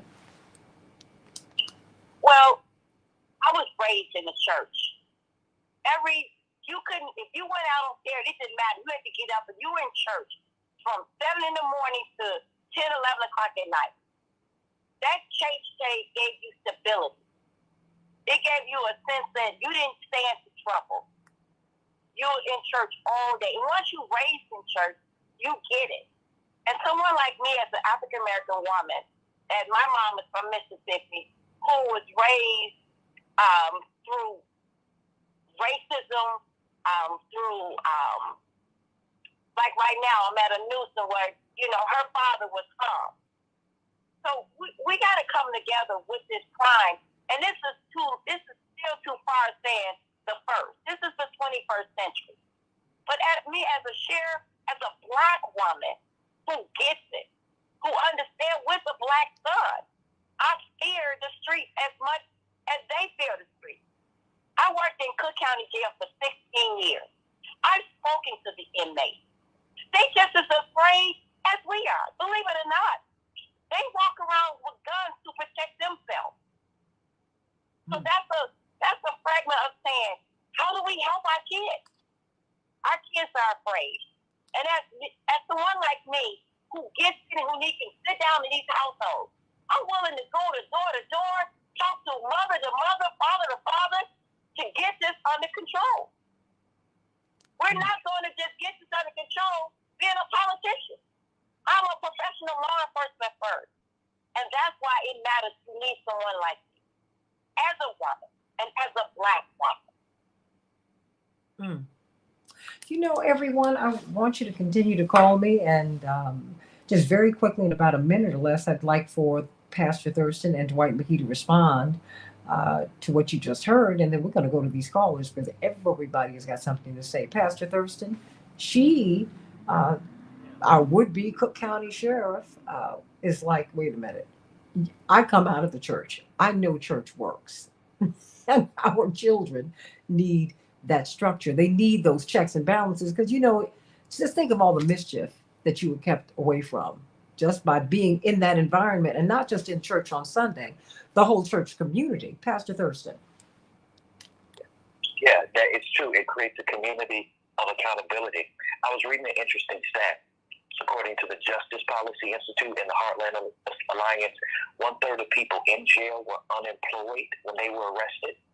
And so people living in poverty have this 293% greater chance of becoming victims of violent crime than those with higher incomes. And I think, again, that drives back to church, because church is a place that provides resources to the community, job development, job placement, job readiness training, all of these things that the church has the capacity and capability to provide to people. It is crucial that it remain a hub and a center for our community to help our people in so many ways. Dwight McKee, before I go to the callers. Well, it's also church, but it's a little beyond church. It is divine accountability. It is that you have to believe that there is a power that you are accountable to and have to answer to when you live a life of wickedness and viciousness. That right now what happens is that if you think that you can commit any crime with impunity and there is no accountability either on earth or in heaven, then you will follow your sensates and your instincts, as opposed to, saying, knowing that somebody said to you one day, thou shalt not kill, and then one day when you do kill, you're going to have to answer for that. This is about personal consciousness and divine accountability. That's what regulates your behavior when nobody is watching you. Virtue is how you act when nobody is around, when nobody is watching you. But what creates that is your belief that at one level, whatever you do, that there's somebody on high that is watching you, that one day you're going to be accountable to your behavior. That is the power of the gospel, is that at some point you then internalize those words and become transformed into the image of Christ. At some levels, you read the Quran and you internalize that and become conformed to the image of Allah. There has to be some divine accountability, and you become a person of the book, as the Jews call it. Let me go to Renee. Renee, what's on your mind today? Good morning, and thanks for taking my call. Chicago is violent, but as I talk to people who live in other places, I find that they're facing a lot of violence too, the same type of violence we are. And I was thinking about this back in the 60s. They dropped guns off to, I think it was the Blackstone Rangers, right? And today, there are stories about guns being left unguarded on train cars and people getting guns. I've heard young people talk about guns being dropped off in boxes in their alley. There was a story about the teacher selling guns on the west side and in Inglewood and selling drugs. And I'm thinking that just like some of these impressionable young whites, people are being lured into, seduced into doing acts like the guy did in Buffalo and like Dylan Roof did and like Kyle Rittenhouse. I think some of our young black boys and unfortunately girls too are being seduced into committing crimes. Lots of violent video games that they watch from the time that they can hold a remote control in their hands instead of picking up crayons and stuff. Their parents give them violent games that they can watch. So they're being raised on violence. And then our country is violent. Look at our country right now. Instead of trying to get peace in Ukraine, our president pushed war. We live in a violent society, and we're sick. and we do need God. We need to heal. And that's my comment. And thanks for taking my call. It's a profound comment. Let me go to Chaparral. Chaparral, you called back. What's on your mind today? Yes, Santita, you know I had to call in on this topic. And listen, I really believe that we're missing a big chunk of what's happening here, Santita. Because no one has mentioned, although I'm not going to disregard that church is important, that God is important. Yes, we know that morally these children have not been taught growing up, but we have to put the onus also on the Chicago Police Department because of the fact that they have one of the lowest murder clearance rates in the country. And so when you have people who are not solving crime and not preventing crime, we're only reacting to the crime. We have seen that the only time that they have made arrests in this year has been when they have hit Lincoln Park in downtown where the white folks are. Let's keep it real. To me, and I've been saying this for years, that CPD is on a work stoppage. When you have all these shootings, and because of the situation of my son being murdered, I know how they work. I have seen the lack of care that they have put into these type of cases to try to deter crime. I have met with the superintendent of police, and he has told me that he knows every gang member that's in the city of Chicago. And you mean to tell me why we have all this crime? You know where they at, you know where they live, and you ain't trying to deter nothing? I live on the west side, or near the west side of Chicago. I actually stay in the suburbs, Santita. But on Madison and Pulaski, you have open drug sellers on the corner and the police right there, and they don't do nothing. So this is a real issue. Will CPD do what is needed in order to curtail this violence? They are on a work stoppage, and we have to begin to address that, because the only time that they seem to care is when they are in near North, West Loop, near where the rich folks live, and when the carnage is hitting their area, then they go and arrest, and they find miraculously suspects, just like at the McDonald's shooting, they have already arrested them. Where are those cameras in our neighborhood? Where are those tapes? When they come to our neighborhood, Santita, they say no suspect. That's the standard line. After we have mass shooting after mass shooting, no one is in custody, no suspect. And they want to put that all on the community. No, you have blue light cameras everywhere in the city of Chicago, in the bad neighborhoods. You should be able to capture something. But what they're not telling the public, Santita, is the damn cameras don't work. And so in the bad neighborhoods, the cameras ain't working, but in the rich neighborhoods, they're working, and they're able to capture the assailants. And so this is the issue. We have to say, no, CPD, you have to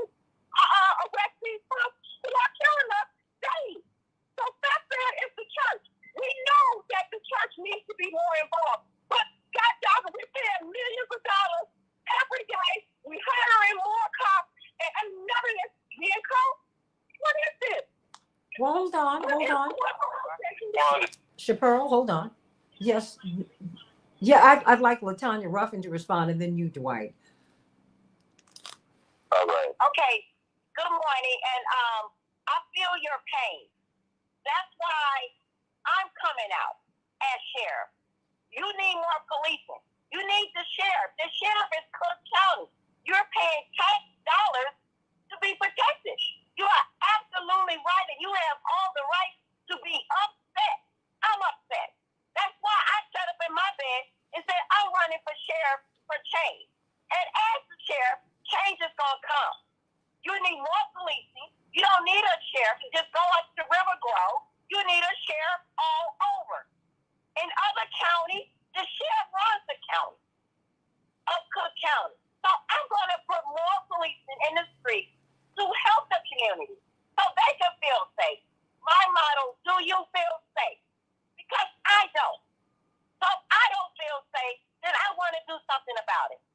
So as sheriff, I will put more policing to make sure that community gets safe, especially for our seniors and our children.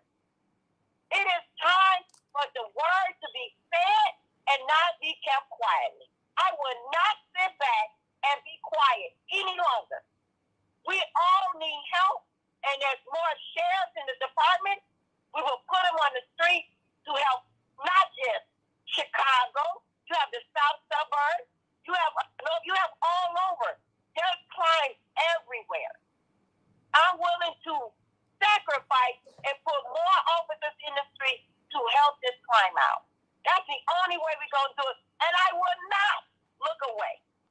I will not look away because I'm a police officer by trade. Send a fireman to do doctors. A doctor's job. So you need a law enforcement to do a law enforcement job. That is what I'm going to do as sheriff. So spread the word, and change is coming. I promise you, change is coming. For our children, our mothers, our seniors, everyone needs to be protected. Dwight McKee? Yeah, and I do sympathize with Pearl's pain.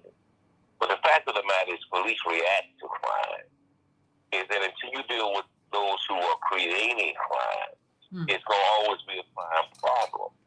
It don't matter how many red lights you have if the light ain't in you. You have to have the light in you. I do these kids every day. And I see what changes them.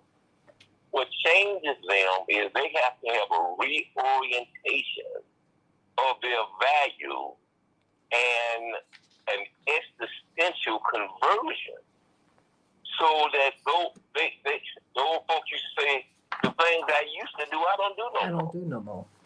I don't say the things I used to say. I don't sell drugs because my appetite has been changed. I don't shoot people on the corner and rob them because there's a change in me. Old things have passed away, behold, things become brand new. This is a spiritual existential crisis. So you cannot solve it with just social issues. These people, our people, have to be born again. That is what I do not disagree with you. I do not disagree with you. I absolutely believe in the church. I believe the church has a responsibility. Please don't get me wrong. However, the onus is still on the Chicago Police Department to protect and serve us. And that's something that they're not doing. When I can sit up here on the west side of Chicago and see open drug sales in front of the police, you are telling me it's okay what I'm doing. You are telling me that. And so when you see this type of carnage that is happening daily in our community, and no one is being caught for the crimes that they are committing against us, these people have no reason Well, hold on, Chaparral, because I only have, hold on, Chaparral. Chaparral, I only have a couple more minutes here. Pastor Thurston, you pastor in Roseland, in a community that has been economically depressed, that is about to go into gentrification. When you drive out there, it will just surprise you. And Latonya Ruffin, Dwight McKee, and Chaparral, you still there? Just stay with me for a few minutes on Facebook Live and on YouTube, because I do want you all to speak more fully, but I do want the pastor to close this out. Because you have increasing numbers of Americans who are unchurched. They're not going to church. And they left before the pandemic and they're not coming back. They don't live streaming nothing. They don't want to be bothered with that. More and more Americans are unaffiliated with any religion. More and more Americans are figuring it out for themselves, which is a dangerous thing because there's no check above you. You're the ultimate arbiter of what you should and should not do. And you see it because it's just lawlessness. Everybody's just doing their own thing, which is like not healthy. And you hear Chaparral's pain. She had a son who was murdered. We don't know who did it, but the police, we do know, didn't help her son when he was asking them, hey, I've been shot. Can you help me? They didn't do that. You hear Latonya Ruffin say, wait, we need more police who want to protect and serve around. We don't need them standing down. And then we don't need an open drug transaction in front of everybody. Like, who are you? Are you what? I don't. That makes me. I think we need to investigate the police and their role in all of this, Pastor. So, in the last 90 seconds, help me, help us put a button on this. I think it's a both and proposition. There's got to be proactive solutions, inclusive of outreach, as Dwight is doing on the West Side, with that direct engagement with those most likely to shoot or be shot. Counseling has to be a part of this. There needs to be trauma care for our people. We are trauma. We've been through so much trauma as people and continue. Counseling and coaching have to be in there. Workforce development, there has to be a pipeline into professional life, and advocacy, the engagement at the state level for policy and policy makers that create long-lasting and long-term change. All of those components have to come together, to work together for us to be better and to reduce this issue of violence and crime in our communities. Everybody, I want you to stay with me on YouTube, on the Santita Jackson Show YouTube channel, and on Santita Jackson and Friends. We're going to continue this conversation just for a few more minutes. We're going to have Latonya Ruffin back on here. We're going to have Dwight McKee back on here, and Pastor Thurston, and Congressman Jackson, and everyone who's running. Need you back on here because we need to talk about this. As I said, I just think there's something off here when I can get a bomb to Ukraine quicker than I can get a bottle into a baby's mouth in the United States. Something is off here. And you need to acknowledge that. Bombs to Ukraine, no bottles for babies. One plant has a problem and the whole formula system goes off. Oh, y'all, and we don't have real policies that help mamas who want to breastfeed or who need to. No. Something's wrong here. You hear Chaparral's pain. You see her running and you hear all of her energy. She's in a lot of pain. And there are a lot of parents, families who are in a lot of pain. And we need to talk about that. This pain is coming from somewhere. This crime is coming from somewhere. This lawlessness is coming from somewhere. And don't say this is not who we are, because this is who we are. But this is not who we need to be. And this is not who we're going to be able to remain if we're going to sustain ourselves. We've got to move forward, everybody, in peace and nonviolence. I want the police to have my back. I don't want them on my back. I certainly want them to do their jobs. And I want people to have laws that are worthy of being obeyed. And I want people to feel it's a dangerous thing when people feel they have nothing left to lose. And that's what our children feel. They feel they have nothing to lose, nothing to gain, so they don't care. That's a sad thing. We've got to do better. We've got to do right by them. God bless you, everybody. Stay right here on the Santita Jackson Show YouTube channel and on the Santita Jackson and Friends page. So we can just have a few more minutes about this conversation about violence in America, violence in Chicago. Love you. See you tomorrow.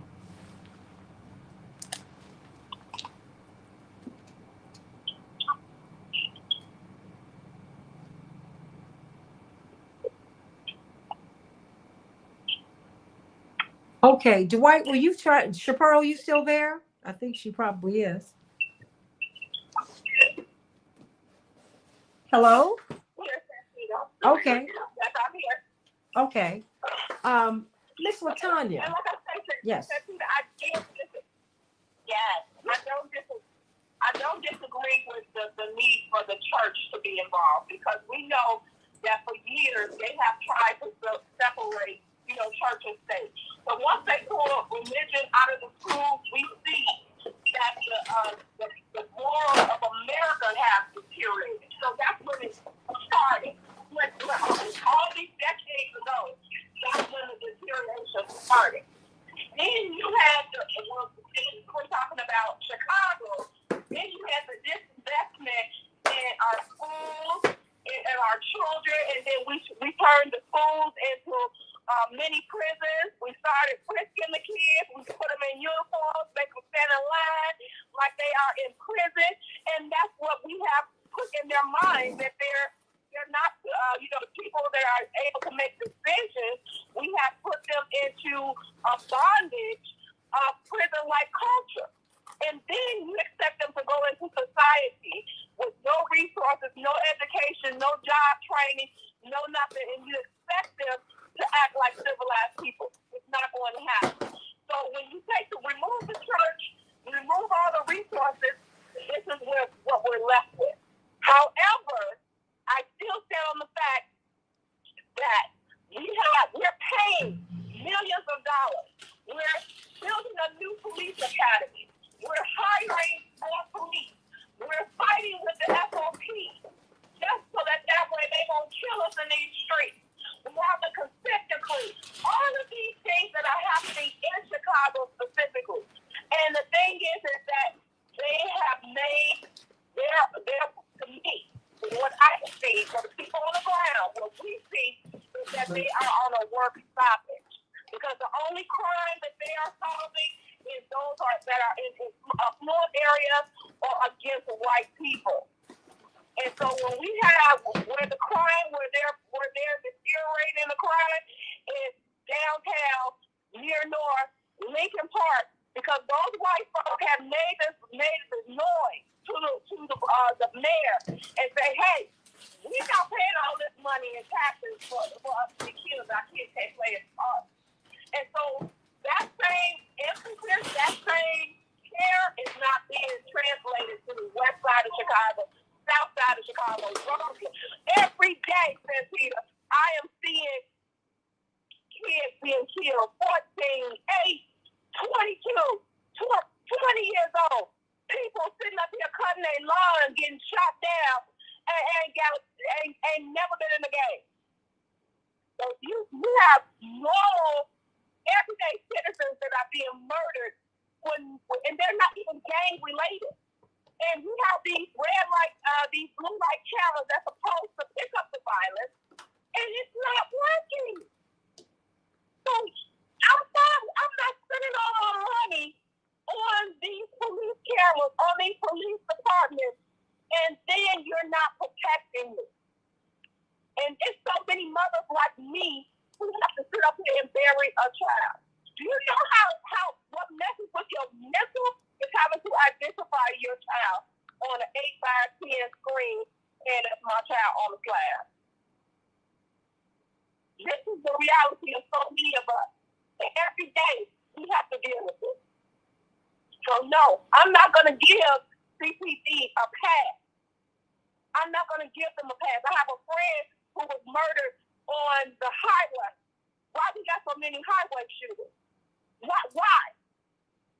And nobody sees anything.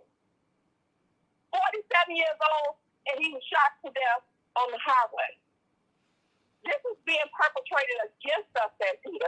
We have to come to the reality that some of this stuff is being allowed to happen. Well, hold on. Wait, because I want Latonya Ruffin to speak to that, because you're running to be Cook County Sheriff.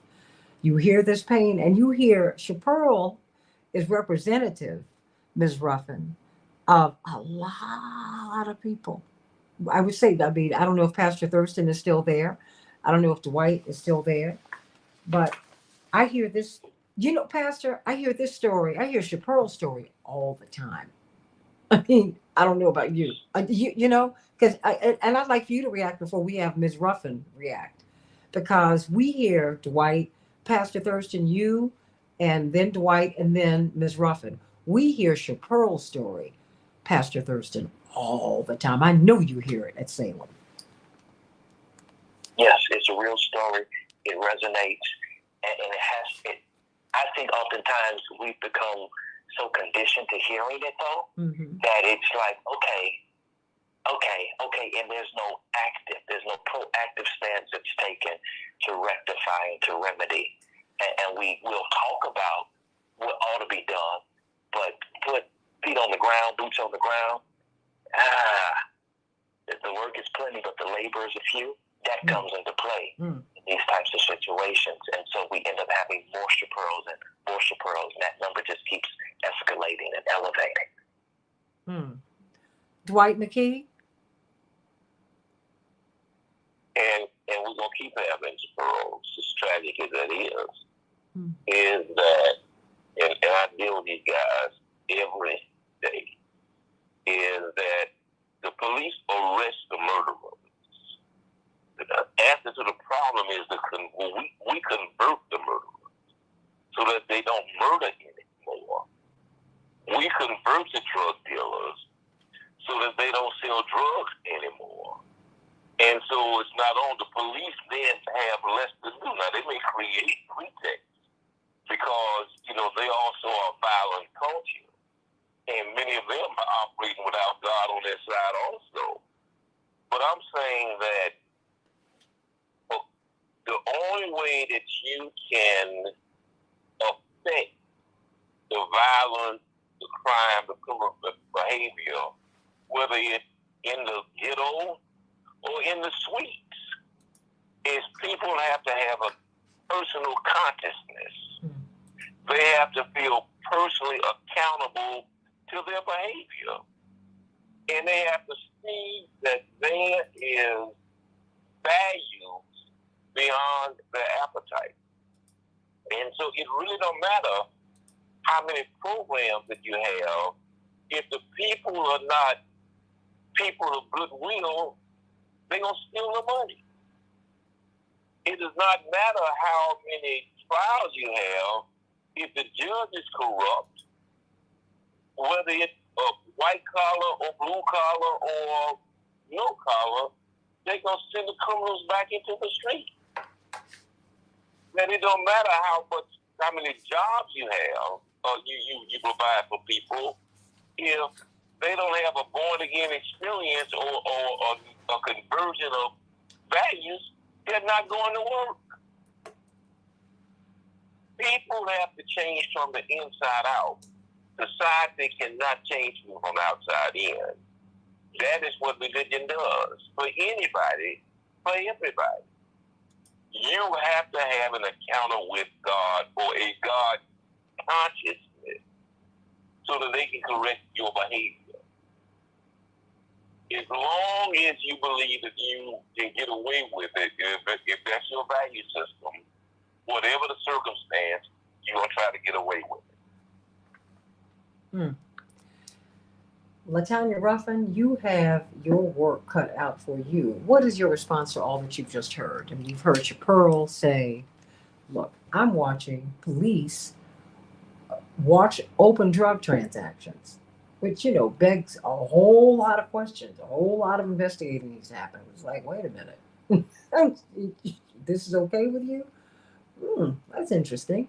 And then you and the pastor and Dwight McKee have said, there is a revolution of values, and and part of what you have to do is shake up the department so that you can get them out on these streets and show themselves friendly, because they're not trusted. I mean, so after you've heard all that you've heard today, what would you take into the Cook County Sheriff's Office?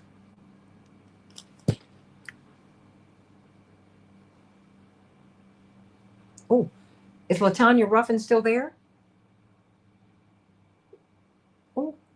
Oh my goodness. Well, I'm going to have her back. But, well, I mean, this revolution of values, Pastor Thurston, it seems that we really, really need it. I mean, because no one's really talking about that, right? I mean, because we throw money at issues, but we don't. It's more. I mean, we were going somewhere. My Claudette Evans pie, and she's my oldest friend in the world, and we were going downtown to eat. And my brother Jonathan was on the phone with us. He said, "Okay, now make sure you don't take this route because they are shooting on the Dan Ryan." We were like, "Okay." He said, No, don't do that. Stay on Lakeshore Drive, do this, and then once you finish eating, do you all plan to shop? Well, a little bit. He said, get home, okay? Because you can't walk outside with your purchases.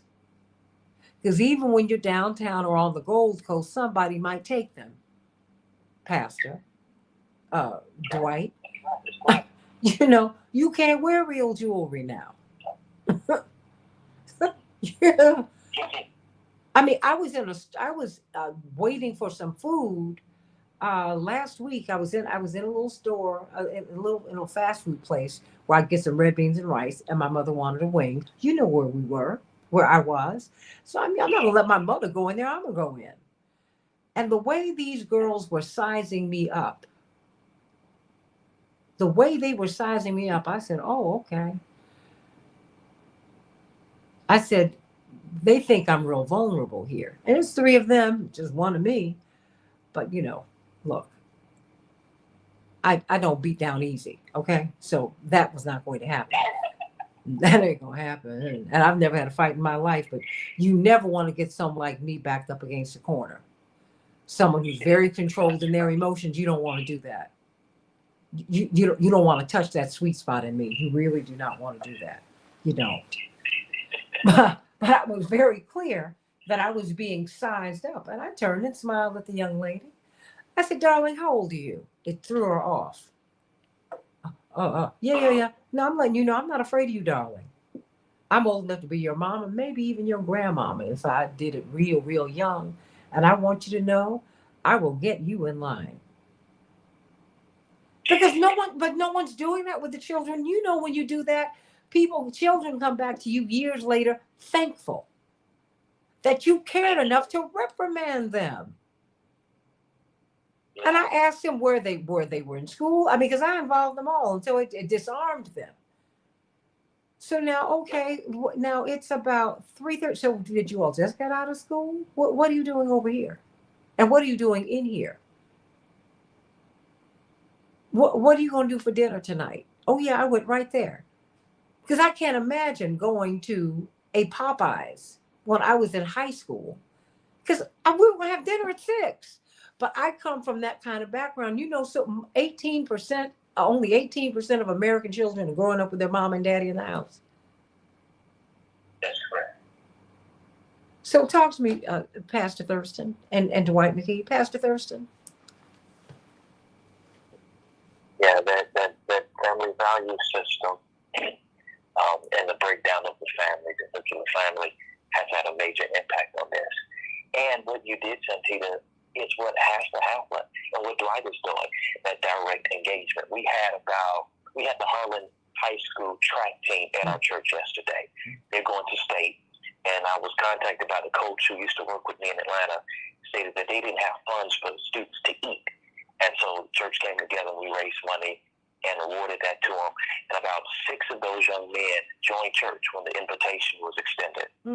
Pastor Meeks turned around and said, "Steve, I need you to get all of their phone numbers and stay in constant contact with them to make sure that they don't get lost, they don't fall through the cracks." And that's the type of direct action that has to happen.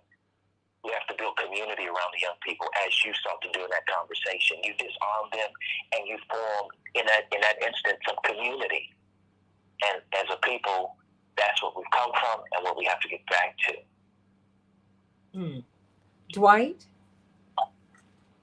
I totally agree with Brother Stephen, is that, and that's what we do, is we build community. Is our guys come in, disciples, but they leave deacons. because they find a legitimate community that loves them, which is the role of the church. The role of the church is to personify the love and spirit of Christ so that these lost souls or these cracked vessels can involve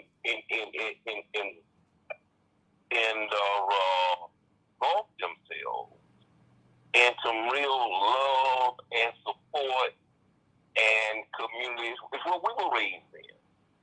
Fellowship wasn't a church, it was a community. Mm-hmm. Yes, sir. And all of the kids there supported each other, were raised with each other, dated each other, married each other, had children together, and it became generational. And we're in about the 5th generation of community. The church provides the community, the doctrine provides the conversion. And so God didn't accidentally put that in place. He put that in place because he understood the nature of people and the human personality and what the needs were. What our kids are experiencing now is the people that are providing community for them, they themselves are disconnected from any spiritual values. So they join the gang because they're looking for community, but the only way that that community works is by robbing and plunder and murder.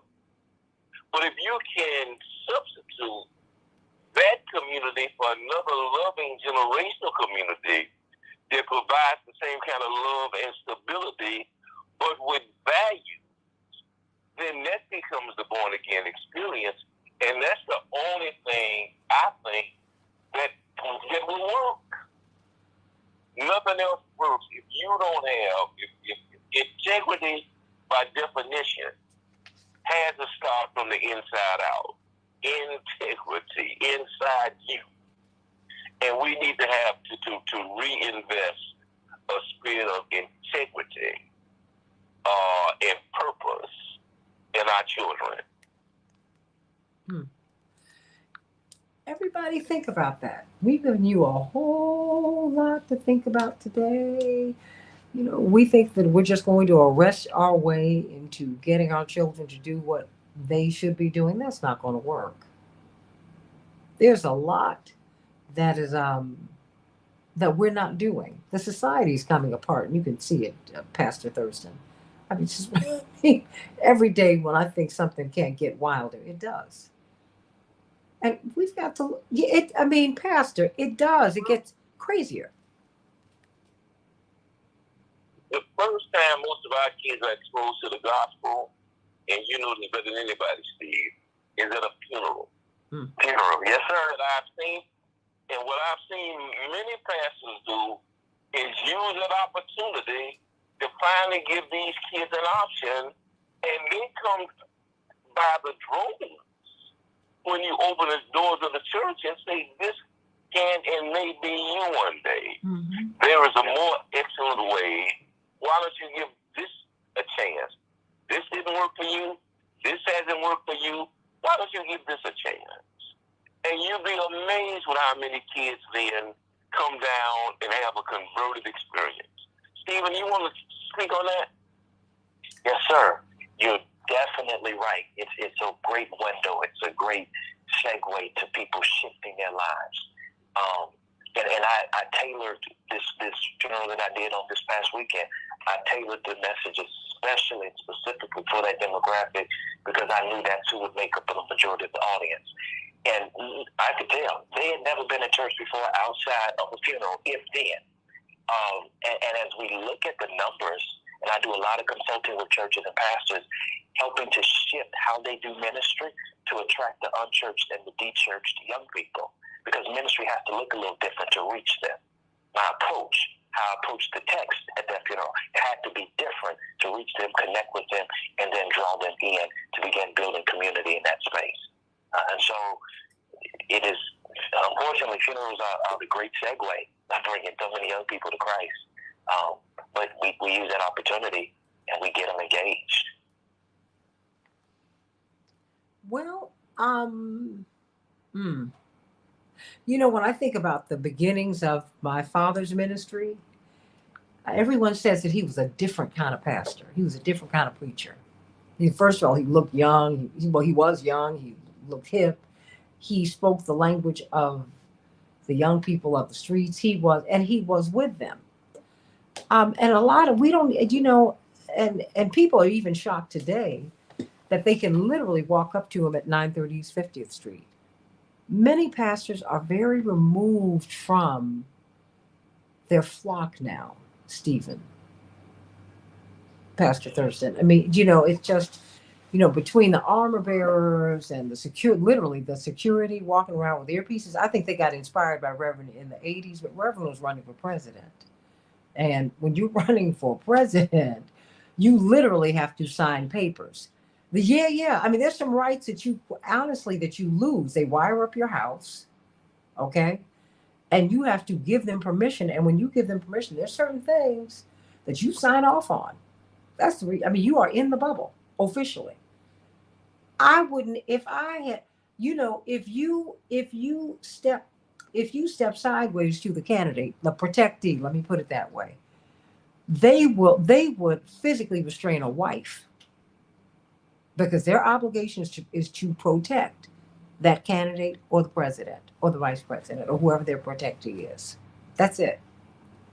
So, I'm just saying that, because Reverend, as you know, doesn't walk around with all those extras. In fact, he abhors security. He likes the people, but he doesn't like the process. He's like, you're attracting more attention, and just spiritually, you're attracting a lot of bad things. You just go on. And he said, because honestly, if someone wants to get you, baby, they're going to do it. There's nothing you can do. There's nothing you can do. And if you're going to serve people, you got to be with them. So help me with that, because there's a lot that's real off now, Pastor Thurston and Dwight McKee. It's just off. And so when you want to take these kids to see you, they would have to go to a funeral, sadly. Because they're turned off by the practices of many of the police, of many of the preachers, many of the doctors. Hey, everybody in the president, all of them, they've been let down by everybody. They've been lied to. So, Pastor, where do we go from here? Because nobody trusts anybody.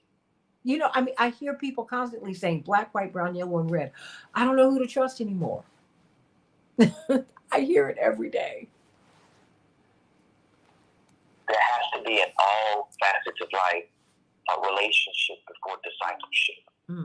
The changes that Dwight's making with those young men he's engaging, it's because he's building relationship. He and that team are building relationship with those young men, meeting them where they are, accepting them as they meet them, and then growing and developing them over time. Not forcing, not pushing, but just growing them, discipling them over time. And change comes because of that relationship. And so for politicians, the preachers, we've got to come from behind the pulpit, from behind our closed doors, from our pedestals of power, and connect with people, be real with people, be vulnerable with people. And from there, people will develop trust with us, relationships form, and then we're able to shift their lives to positive and productive spaces. Your dad was there at the church yesterday, and after the service, he stayed. He took pictures with those young men in Harlan High School, and everybody else who wanted to talk to him, take a picture with him. He's always been a man of the people, literally, and that's why people love him and honor him, and will support him to the end. And that's what pastors, preachers, politicians, everybody's got to be in that posture of just being available to people. Well, even though people know when they see him that physically he's struggling. You and I talked about that last night. And he was tired. He was at my niece's graduation. Jonathan's daughter Leah just came out of Tulane, graduated this past weekend, and he was out in that sun because New Orleans is like the first ring of hell. It's so hot. Yes, it is. Yes, I went right there to Dante's Inferno. Yes, I did. Everybody, it was hot.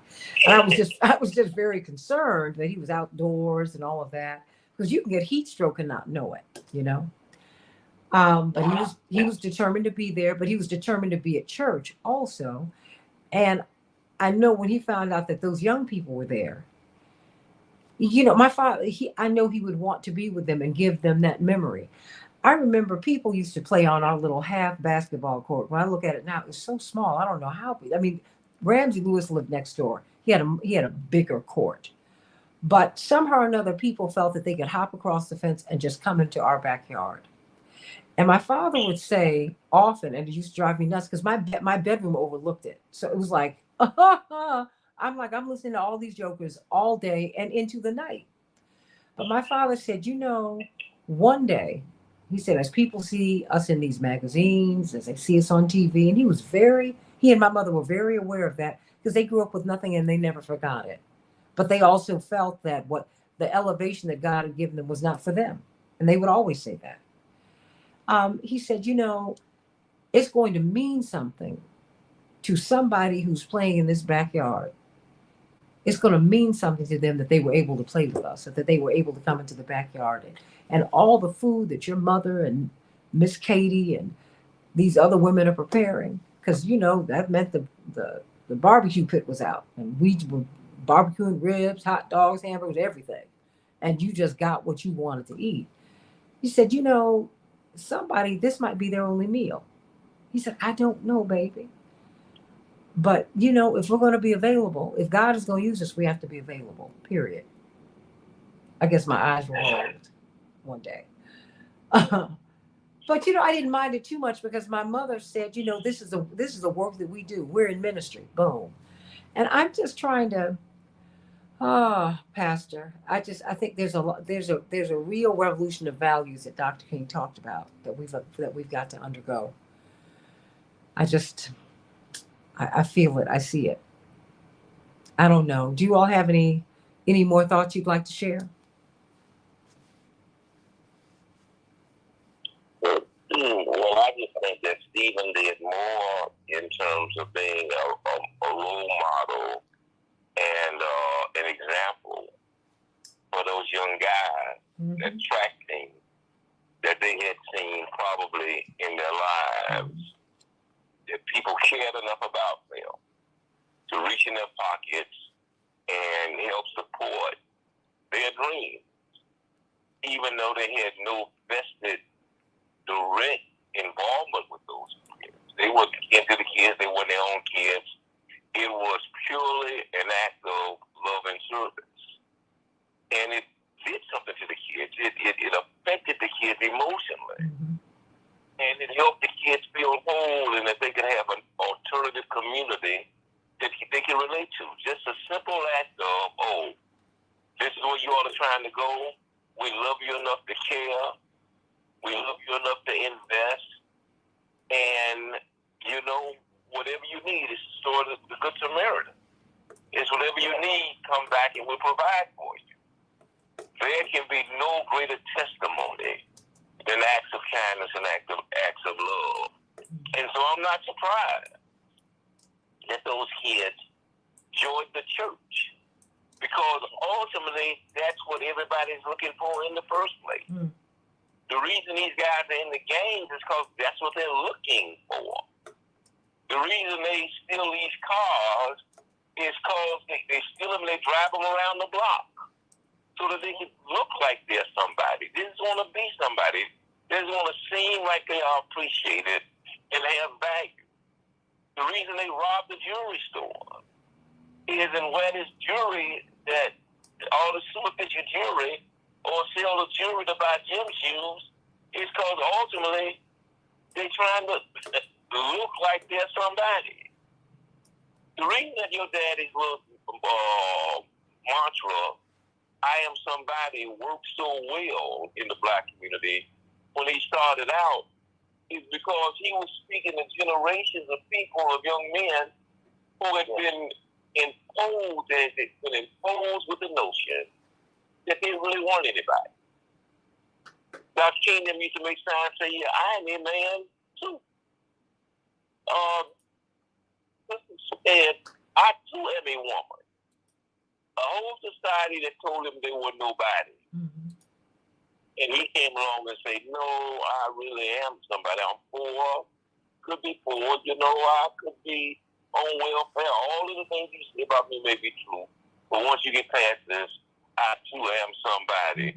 And the reason they created such a revolutionary impression on people is because these people have been convinced by society that they really weren't somebody. Yeah. And so it changed the self-concept and the self-esteem.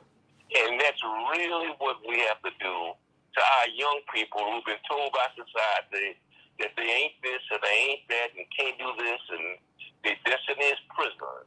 Is we have to change their self-concept and their self-esteem and tell them, Jesus loves you, and so do I. Well, gentlemen, are there any closing thoughts that you have? Pastor Thurston? I'm good. I think Dwight has put the bow on things. Oh, absolutely. Both of you have. Both of you have, quite frankly. And I want to thank you both for that. Because I've been reluctant to have this kind of conversation because people want to make it about, about how many more people we can incarcerate, right? Instead of how many people we can rehabilitate and love. Even President Zelensky is saying, wait a minute, we're not going to shoot our way into peace. You're going to have to negotiate. He's been saying that for weeks. So, when people get upset with me about having peace advocates on my show and not participating in this rah-rah on Ukraine, I'm like, people are getting killed here. People are getting displaced. If they're not physically being killed, their dreams are being killed. Can you imagine being forced out of your home? That's happened to 8 million people. And that happens, quite frankly, and if you study the history of Ukraine, it has happened to them routinely through the centuries. It's a very contested area of land because it's the breadbasket of Europe. It is the richest soil on the subcontinent of Eurasia, of the European side of Eurasia. So there's that. That having been said, we have to change our ways and change our thinking. It's really that simple. Change, Pastor, you have to change, you are renewed by what? You got to change that mind. You got to think differently. My mother and I were together yesterday, and she saw several people who've had weight loss surgery as I have had. And she said, oh, they're holding on. Well, this person's put on a lot of weight. Oh, wow, I didn't realize. I said, Mom, the surgery assists you. But if I hadn't changed my mind about no longer wanting, it was not going to work. I mean, that both my parents came and stayed with me for like a month. My father took off a week from all of his works and stayed with me the week that I had my surgery, bless his heart. But they were scared that I wasn't going to make it. They were scared that I wasn't going to make it through the surgery. They were scared that I wasn't going to make it if I didn't have the surgery. Dwight was one of the people who told me, you are at the end of this. Do something. He was one of 3 people, a holy trinity, Pastor Thurston, who came to me in a week's time and said, you got to change, babe, because you getting out of here. And I thank Dwight for that to this day. That having been said, you have to change your mind, everybody. You really, really do. We have to change our mind about the kind of society that we are willing to fight to become. Yes. Baby formula cannot be the only option for women. Women cannot work and breastfeed. You can't say that you are anti-abortion if you're not pro helping women to breastfeed their babies. If you're not willing to help families stay together, if you're not willing to pay people a living wage, a prosperity wage, think about it. The things that we need to be doing. You close these schools and you close the park districts and you close out all the options. We now have charter schools. They don't have basketball teams, Stephen, Dwight. They don't have music programs. They don't have baseball teams. They don't have football teams. What are the athletically gifted? Because some people are athletically brilliant. Academic brilliance is not the only brilliance that God has made. What do you do for those people? What about the new LeBron James? What about the Gale Sayers? What about the Walter Payton? How will they develop? How will they even know that they have a gift? We're shutting down their options. When Rahm Emanuel shut those schools, he killed a lot of dreams. not just jobs. Think about that. You don't have the right to abort children once they get here, or the adults that they become. We've got to change our ways and change our thinking. It's got to change, Dwight. Pastor Thurston, it's got to change. Yes, ma'am. Because the track that we're on is unsustainable. I repeat. I don't know how y'all get bombs to Ukraine and you can't figure out getting a baby bottle to a baby in the United States. I don't understand that. But that's where we are. That's who we are. Mothers are discouraged from breastfeeding. Mostly Black mothers. Now you have breast milk banks. Oh, I mean, really? Come on, y'all.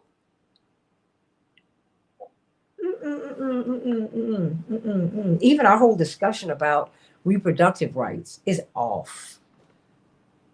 Look, I'm with Robert Patillo. I want to make abortion obsolete because I don't agree with it.